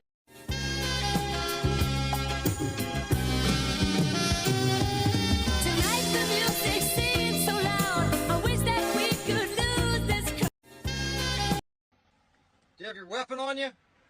What's that? Do you have your weapon on you? No, I don't. Okay. Got a CCW permit, right? Yes, I do. Okay, what's the first thing you're supposed to do when you get pulled over and the police approach your car? No, when I am carrying, I'm supposed to notify. You're still supposed to identify whether you have it or not. No, sir, I'm not. Yes, you are. Really? Yes. You adamant about that? Yes. You know how everybody... Oh, okay. I mean, I'm... That's one of the first things you're supposed to do. If I'm carrying. If I'm not carrying a weapon, I am not required to notify.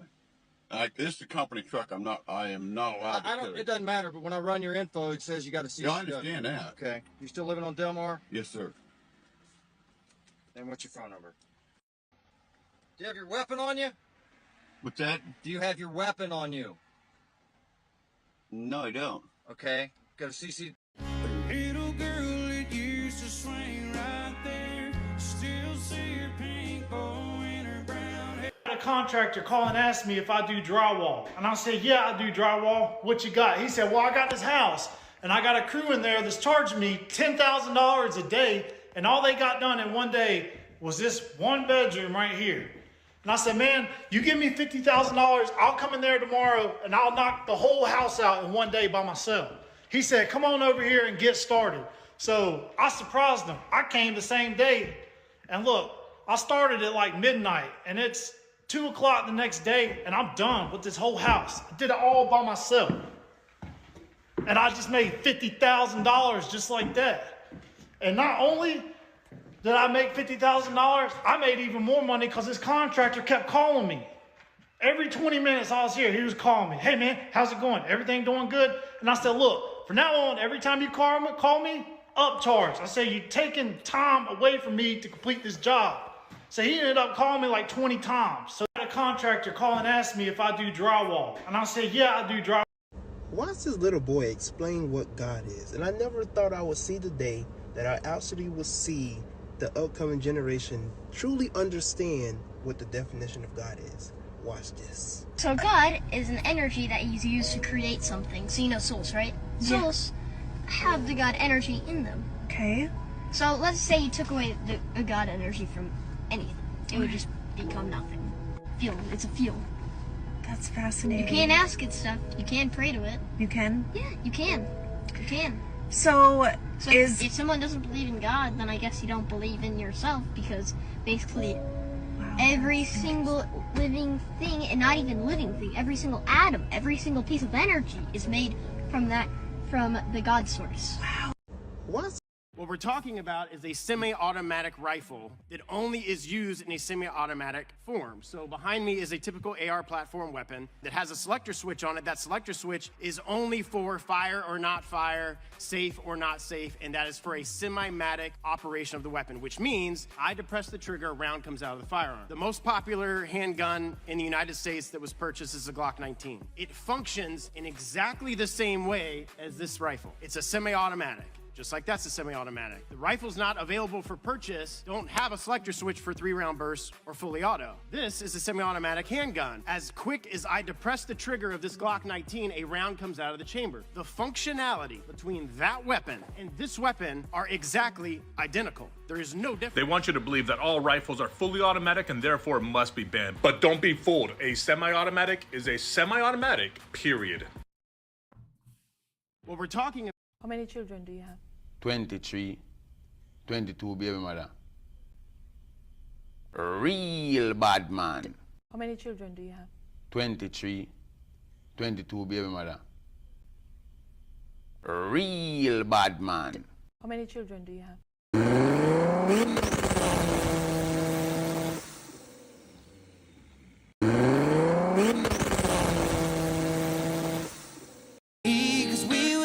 Kids when we fell in love, not knowing what it was.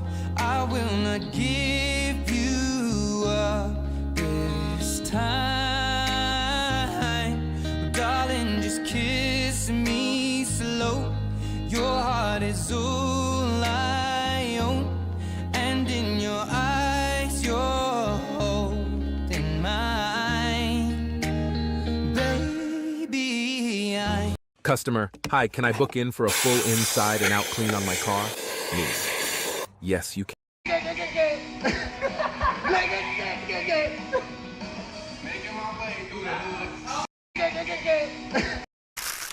I've said it before and I'll say it again. My favorite look on any vehicle is a white vehicle with blacked out windows. But what if we did the opposite? So let's do it.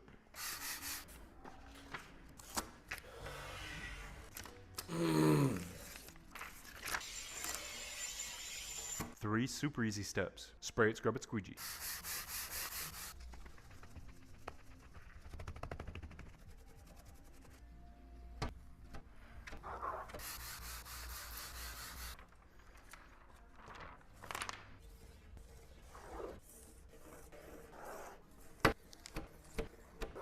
This is what the film looks like on the inside. This is what the film looks like on the outside. Definitely a little bit different. Now we just need to clean this window, towel smack, and then it's done.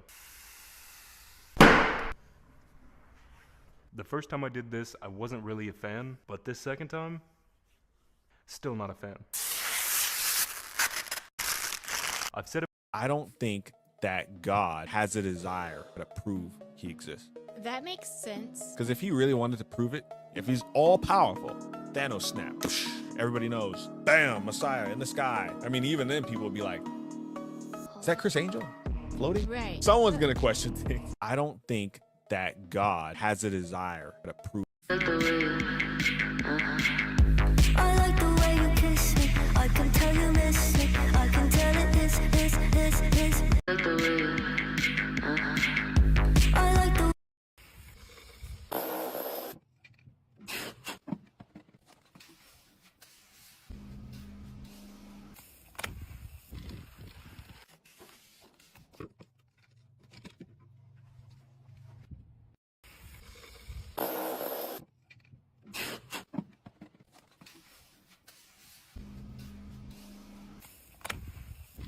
On January 12th, 2007, a mysterious violinist played for 45 minutes on the New York subway.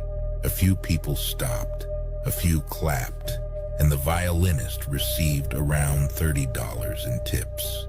No one knew this, but the violinist was Joshua Bell, one of the best musicians in the world. In that subway, he played one of the most intricate pieces ever written with a $3.5 million violin. 2 days before, he sold out the Boston Theater, and the seats averaged about $100. This experiment proved that the extraordinary in an ordinary environment will not shine and is often overlooked and undervalued. Go where you're celebrated, not where you're tolerated. On January 12th, 2007, a mysterious violinist played for 45 minutes on the New York subway. Hey, buddy, what's your name? Scott. Scott, are you our new plumber? Yeah, I've been a plumber for about 35 years. Let me ask you a plumber question, you okay? Can come over here, be on camera real quick? Okay. You're not wanted by the FBI, are you? I could tell you. If I am, hey. That's awesome. Love it. Go ahead. So, all right, from a plumber's perspective, you like tankless or regular water heaters? Depends on if you're using gas or electric. Gas. I like tankless. Electric, no way. And is it gonna last longer? Can't guarantee it'll last longer, but it's more efficient. If you had an electric tankless, to me, it uses twice the power because it has to superheat the water as soon as it goes in order to be hot at the fixture. Right. Is it simpler to install? Same. Hey, buddy, what's your name? Scott. Scott, are you our new plumber? Yeah, I've been a plumber. Hey, man, this look pretty good, man. Where your clothes at? Hey, man, this look pretty good, man. Where your clothes at? Hey, man, this look... This is the most dangerous problem in mathematics. Here's how it works. Pick a number, 7. Good choice. We're gonna apply 2 rules. If the number is odd, we multiply by 3 and add 1. 3 times 7 is 21, plus 1 is 22. If the number is even, we divide by 2. 22 divided by 2 is 11. Now we keep applying these 2 rules. 40, which is even, so we divide by 2. 20, divide by 2. 10, divide by 2. 5, odd. Multiply by 3, 15, add 1, 16, divide by 2, that's 8, and then 4, 2, and 1. Now 1 is odd, so we multiply by 3 and add 1, which equals 4. But 4 goes to 2, goes to 1, so we're in a loop. And the lowest number is 1. Now the conjecture is this. Every positive integer, if you apply these rules, will eventually end up in the 4-2-1 loop. This is the most dangerous problem in mathematics. Here's how it works. Pick a number, 7. Article 1. You said that by God's command you have continually worn men's clothes, and that you have also worn your hair short. 2,000 years later. The governing body has decided that sisters may choose to wear slacks when participating in the ministry and when attending Christian meetings. Watch this. The Lord God was going to burn Sodom and Gomorrah. LGBTQRSTUVYWXYZ. So the Lord God was going to burn Sodom and Gomorrah. Same sex. Yeah? And maybe in between now. Oh, it's even worse than Sodom and Gomorrah. What are you, a male? No. Are you a female? No. I'm in between. I'm none of the above. I'm an it. When the Lord God was going to burn Sodom and Gomorrah, so he went to Abraham. He said, Abraham, I'm about to burn Sodom and Gomorrah because their sin has reached my heaven. They're living in filth. Sir, your son was caught right. When I throw my second switch, it's going to send DC current, the same current, through the wire. And since this is a coil, it makes a straight up or a straight down magnetic field. But this straight line wire is going to create a circular magnetic field. And, well, watch what happens. The wire wraps itself around the coil. And if I throw the switch the other way and reverse the magnetic field, instead of attracting that direction, it will repel. And then it'll wrap itself the other way. When I throw my second switch, it's going to send DC current, the same current, through the wire. I think of you all the time. Now that you're gone, I think. Are you a Christian by any chance? Very, very much so. Like, why is that exactly? Oh, Jesus saved my life. I'm a sinner, gave my life to Christ, most important decision I ever made. So you believe the Bible is real? Yes, I believe the Bible is true and real. Yeah. Why is that? Well, I could give you the technical answer. There's never been an archaeological discovery that has contradicted the truth of the Bible. And then, of course, the wisdom. There is not a truth of the Bible that if you apply to your life does not improve dramatically. And then finally, we have the most accurate and transparent, historically robust account that one can have of the most important figure ever to live in the history of the world, Jesus of Nazareth. And the resurrection is the pinpoint of my belief that Jesus did rise from the grave so that we may live. If Genesis 1:1 and the resurrection is true, anything in the Bible is possible. You're looking at the greatest miracle. The greatest miracle is creation. And then the fact that Jesus rose from the dead. And I say, how do you know that Jesus rose from the dead? Well, show me another historical piece of a story where so many people willingly died a brutal death for a lie. Are you a Christian? Grass in the yard all grow up, 'cause the truth about it is it all goes by real quick. You can't buy happiness, but you can buy dirt, grass. This has got to be the most savage cop I've ever seen and we have ever covered on this channel. This biker is in the right lane and someone is on his ass, but watch what this convenient cop is about to do to that driver.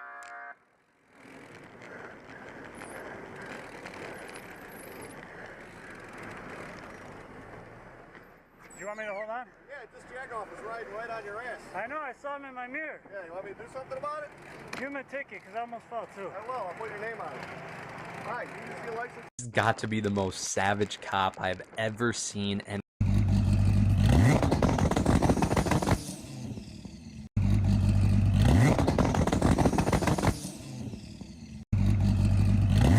Hi there. I would like to apply for the job that you've had listed for several months now. Yeah, no problem. Have you applied online? Yeah, I just thought I'd show an extra initiative and apply in person as well. Oh, well, that's great. Do you have your resume? Yes, I do. Here it is. Wow, I see very clearly that you fit every description we've asked for in this job role. Yeah, and I live within like 20 minutes. Even better. The thing is, though, no. What? Yeah, no. Nope. But you're hiring for the role, right? Oh, definitely. Yeah, I complain daily about how understaffed we are. Right, and I fit every qualification? You had just said that. Oh, 100%, yeah, yep. But still the answer is no? Unfortunately, you're just not who we're looking for. Sorry. I wish you good luck, though. Hi there. I would like to apply for the job that you've had listed for several months now. Yeah, no problem. Have you applied?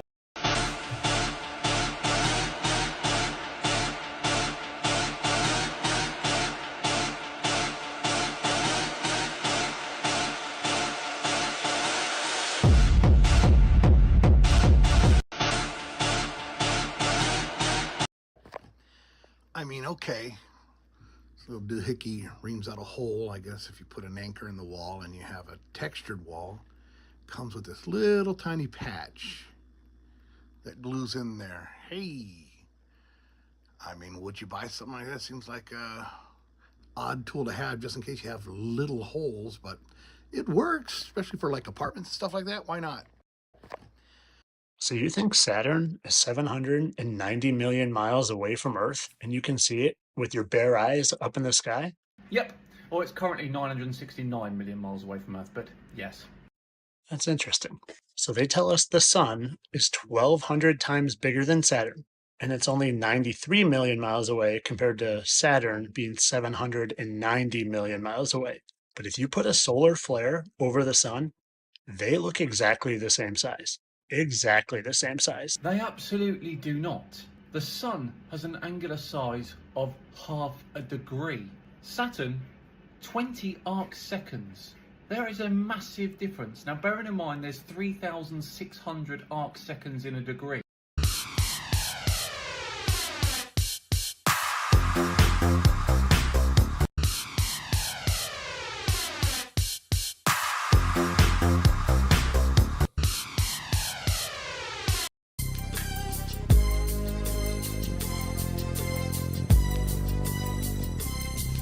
As I walk through the valley of the shadow of death, I take a look at my life and realize there's nothing. The Constitution makes no mention of God, of any stripe. Okay, actually, there's one really trivial mention of God. You can ask me later where that is. In any event, there's no mention of God, which means the nation cannot establish a state religion. Therefore, you are free to express whatever religion you want. And I don't have a problem with that. Immigrants that came here to seek religious freedoms because they were persecuted in their home country. I don't have a problem with that. I have a problem if you want to take your religion and put it in my science classroom. The Constitution makes no mention of God, of any. My question is, how do you support your father for the things that he said, such as he believes that you should grab women by the... Somebody asked this question and you said to me, Candace, how can you support a president that said that, you know, he wants to grab women by the... First off, the left ran away with that and they changed around his words. He said specifically that there are women who would literally let them grab them by the... He did say that, correct? I asked her a question back. I said, how bizarre is it that we are pretending, as people, especially in the black community, that listen to hip-hop lyrics, when all they do is talk about groupies, and how groupies will literally let men do anything to them. Basketball stars talk about this, rappers talk about this in their music, Jay-Z talks about this, Beyonce talks about this in her music, about girls that try to be up on Jay-Z and her man. Now all of a sudden we're all going, oh my goodness, I can't believe that men having a private conversation behind closed doors acknowledge the same thing, that there are women who act like that. My question is, how do you support your father for the things that he said? Oh, the next lie. Number 4, this one gets a lot of you. God can't help you. It's not going. Would you support white-only dormitories? Everybody has a choice. So I think white-only and black-only anything is evil and wrong. That's why I hate critical theory and critical race theory, because when it's put in practice, you start to discriminate people based on race. So we're now south of the Mason-Dixon line in North Carolina. We did a lot of work to get rid of segregation in this country. Why are you trying to bring it back? What work? The Civil Rights Act of 1964. In this state? Yeah, actually in this state. Are there black-only bathrooms out there I'm unaware of, or white-only bathrooms? Nah. Right. A lot of work was done in this state. Your face is small. Well, thanks for being here. They always go to insults when they lose the argument. God bless you, my friend. Would you support white-only? So let's say that I jump on Zoom, you know, instead of saying, hey, how's it going? How's the weather over there? So awesome. I like the picture back there. I like to fish too. Anybody do that? Now, is that raising your status in their mind or lowering it? If we ask the same questions at the beginning of a conversation to build rapport, what do you feel goes on in the prospect's mind? Salesperson, gotta be safe, guard goes up. And then when you ask questions, you notice they give you vague, generalized, surface level answers. So I'd rather get on there, okay, can you hear me? Okay, can you see me? Yeah, I don't think your video is working, is it? Your video working? If they don't have their video on.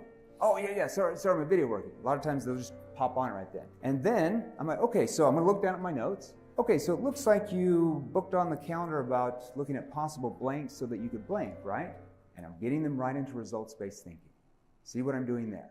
So let's say that I jump on Zoom, you know, instead of saying, hey. When this guy arrives in town, his eyes turn to the sidewalk. No one came to walk here because people did not keep it clean, and there was a lot of grass and flowers around it. This guy begins to clean up those areas. He first starts by raking the grass and then begins cutting the overgrown weeds nearby. Because no one had previously cleaned. To this day, Victory by P. Diddy and the Fam and Biggie. Rhyme a few bars so I could buy a few cars, then I flick a few flows so I could fuck a few hoes. Oh no, whatever. To this day, victory.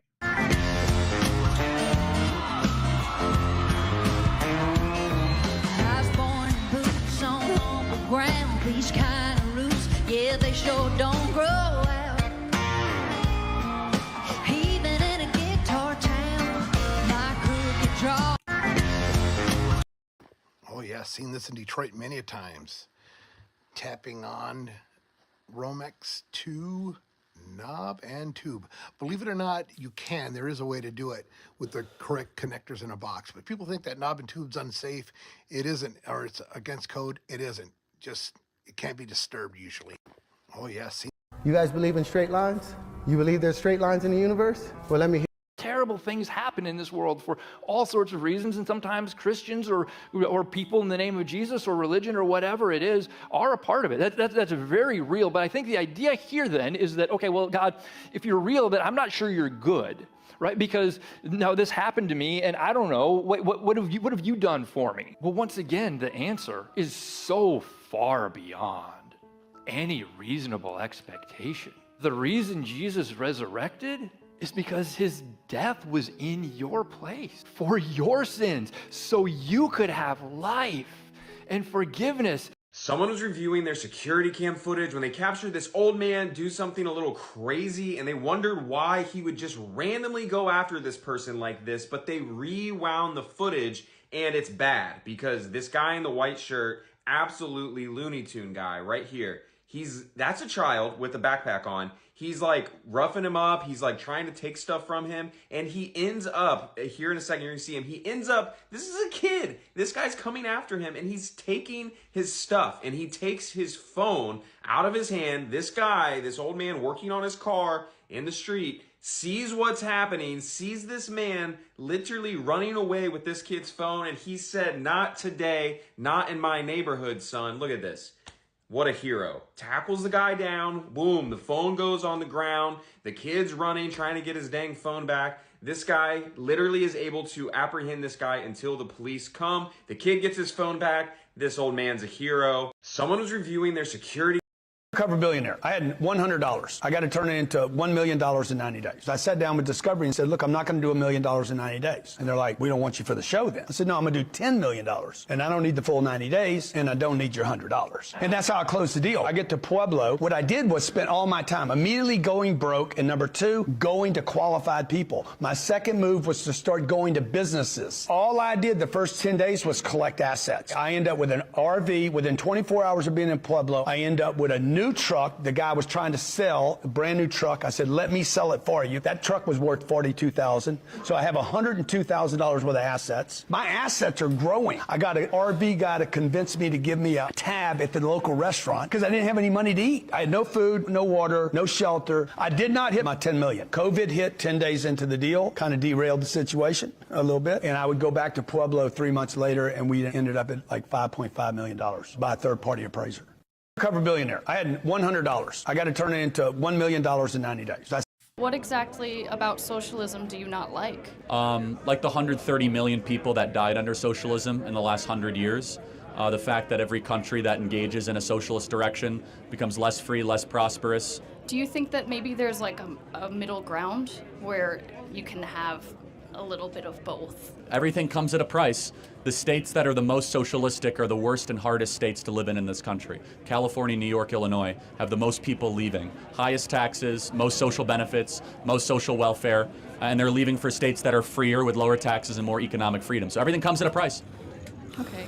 Well, thank you. Thank you. Appreciate it. Thanks for your I am rejected for who I am, for circumstances I have no control over, who I love, how my body was made by people like you, people that represent the Christian church. My parents have cast me out for nothing I had any control over. Just like I can't stereotype you and say you're just like everyone else who's here, you can't really stereotype me and say I'm just like other Christians who have rejected you. Now, if someone's rejecting you because of the way you're made, that's completely wrong, and that's not right. That's not okay.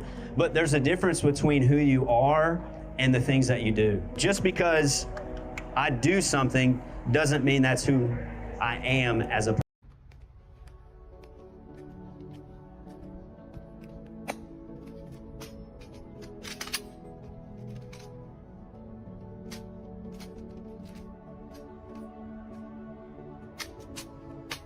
I'm tired of everyone being abused. I'm tired of being told constantly, I'm a bad person, I don't deserve anything, everything's been handed to me. I'm like, I've been working since the day I got out of high school, 2 to 4 jobs at a time. I'm like, I'm so sick of hearing about it. And I'm honestly really sick of just the amount of hate towards white people on a daily, which I experience. I don't understand. Am I not allowed to experience things and then have an opinion on them and then potentially even a bias? Am I not allowed to read data that's unbiased and exists? Yeah. I mean, God forbid you state a crime statistic. I lost every job I had after I came out as a Republican because that's like the worst thing you could ever come out as. Yeah. I'm tired of everyone being abused. I'm tired of being told constantly, This is my favorite way to set up to cut down plywood sheets in my small shop if I have a lot to do. Now I have these 2x4 boxes that I put on his sawhorses, and I got that central piece that I just put on with bolts and wing nuts. So what's nice about this setup is that it provides support along the middle that allows me to cut through, and it's 2x4s and stuff, so it's sort of sacrificial. And if I have a big sheet, I have space to get in there on both sides. Take the truck to the ammo shed. We'll draw ammo. We'll stage up over there. Well, doesn't matter what. Take the truck to the ammo shed. We'll draw ammo. We'll stage up over there. Well, doesn't matter what. Hey.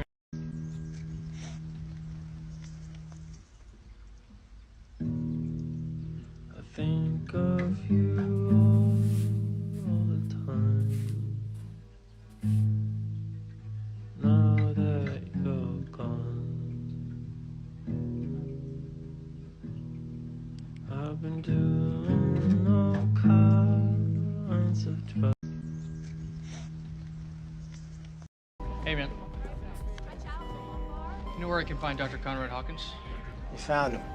Take off that tie. You're not at Harvard anymore. Were you affirmative action at Harvard? I read your file, bro. Yale, then Harvard. Let's go. Step 1 score, 267. I got 280, by the way. Top of your class, followed all the rules, and you think that puts you at an advantage? It doesn't. Over easy, no cheese, no mayo, breakfast sandwich. Second year, I broke him. Now he's a doctor. You're not. You got your little white coat, though. Stethoscope. You're all ready to play doctor, right? Oh, no, no, no. Everything you thought you knew about medicine is wrong. I have only one rule, covers everything. I'm never wrong. You do whatever the hell I tell you. No questions asked. No. My last resident had an attitude, too, and you know where he is now? He's teaching 8th grade biology. I cut him. It means I can end your career. Just like that. All you'll have left from that fancy Harvard Medical School degree is a mountain of debt. Hey, man. You know where I can...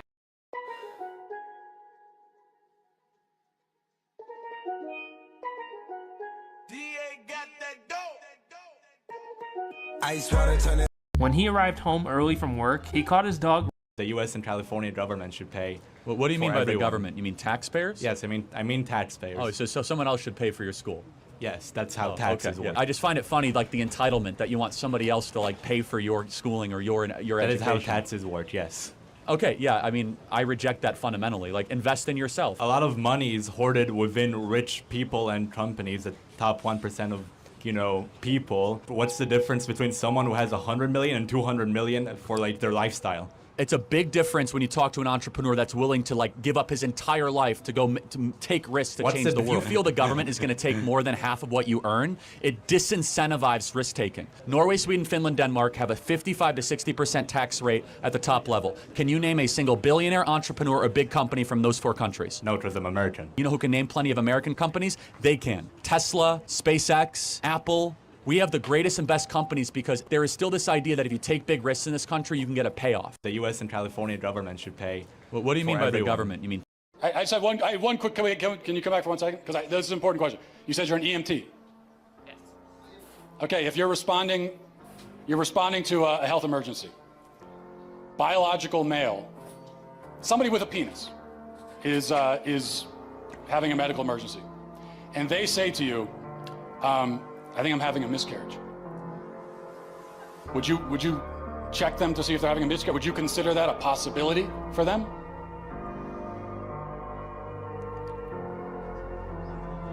Look. No, but that's because some people don't have body parts. doesn't mean they're not a woman. Okay. Sounds like we've established there are some people who, in principle, can get pregnant. I unlocked some sort of superpower on that day. I stopped my vehicle, put the window down and say, hey, do you want a lift? Something compelled me to pick him up. So a big smile and he runs over and gets into the car. Reaches into his pocket. My internal spider sense is not triggered here. I don't feel threatened or anything. It pulls out this big dagger, curved, but it had a double tip, which I'd never seen. And I just smile and say, you're not going to try and kill me with that, are you? And he's like, no, I'm not going to kill you. I carry this when I'm traveling on this road in case I come across any demons or evil spirits. Comes in very handy. He chuckles to himself and puts it away. As we come to a stop, he opens the door, his foot hits the ground and his face changes. Like you're from going from smiling, you'd be like all serious. And then he says, Chris. And when he says Chris, I felt it in my heart. It wasn't loud, but it was loud. He was like, Chris, may God bless you many times this day. And then like that, his face just snapped out of it. And he's like, thank you, thanks. Back in his normal voice, normal face. And he closed the door and I drove off. A few hours later, 5 terrorists attacked the Dusit D2 hotel complex. From the moment I dropped that man off, everything was perfect. How many people you save? Allegedly, people say 700. I unlocked some sort of superpower on that day. I stopped my vehicle, put the window down and say, hey, do you want a lift? Oh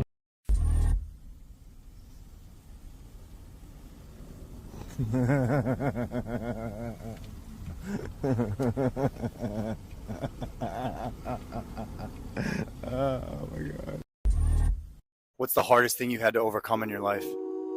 Killing somebody. You're gonna have to explain that because people are gonna think you're a murderer.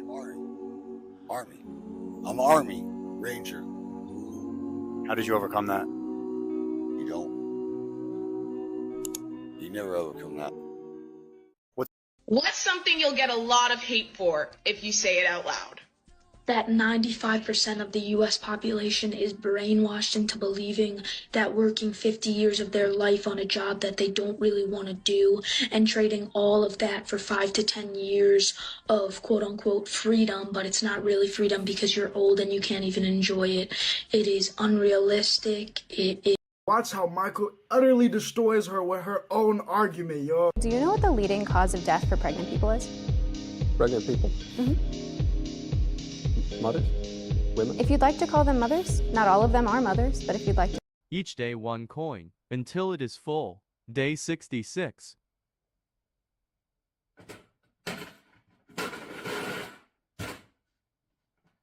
When do you think it will be full? Each day 1 coin, until it is full. Day 66. My boyfriend dumped me yesterday. Damn, that sucks. For you. Listen, did you know that after Pearl Harbor, Seattle's Boeing aircraft manufacturing plant was camouflaged as an entire suburb to prevent airstrikes? Now you do. My boyfriend dumped me yesterday. Damn, that sucks. For you. Okay, I tried to. Bless your heart. I know you have to cross your legs when you sneeze. Listen, did you know that peanut butter can be turned into diamonds? Now you do. Some beautiful babies, but good Lord, are they big. Would you self-identify as a socialist? Is that fair to say? Yeah. What would be a country you think? And people leaving your business, and then you go to bed at nighttime. You say, God, give me an opportunity. Something's not working for me. It's the movie, The Pursuit of Happiness. He's like, so there was this man, right? He was drowning in the ocean, Dad, and this boat came by, and the boat said, sir, come on board. And he said, no, don't worry. God will save me. Drowned it. He went to heaven. God, why did you save me? He said, I sent you 3 big boats, you dummy. Sometimes we're asking God to save us, and he sent you for network marketing. I don't know. You're saying, save me. Give me something. Give me a sign. And he's like, I sent you your upline. I sent you your compensation plan. I sent you the best products in the world. This is the boat, and you guys don't know you're on it. Some people out there don't even know the boat exists. And people leaving your business, and then you go to bed at nighttime. You say, God, give me an opportunity. Something's not working for me. It's the movie, The Pursuit of Happiness. He's like, so there was this man, right? He was drowning in the ocean, Dad, and this boat came by, and the boat said, sir, come on board. And he said, no, don't worry. God will save me. Drowned it. He went to heaven. God, why did you save me? He said, I sent you 3 big boats, you dummy. Sometimes we're asking God to save us, and he sent you for network marketing. I don't know. You're saying, save me. Give me something. Give me a sign. And he's like, I sent you your upline. I sent you your compensation plan. I sent you the best products in the world. This is the boat, and you guys don't know you're on it. Some people out there don't even know the boat exists. And people leaving your business, and then you go to bed at nighttime. You say, God, give me an opportunity. Something's not working for me. It's the movie, The Pursuit of Happiness. He's like, so there was this man, right? He was drowning in the ocean.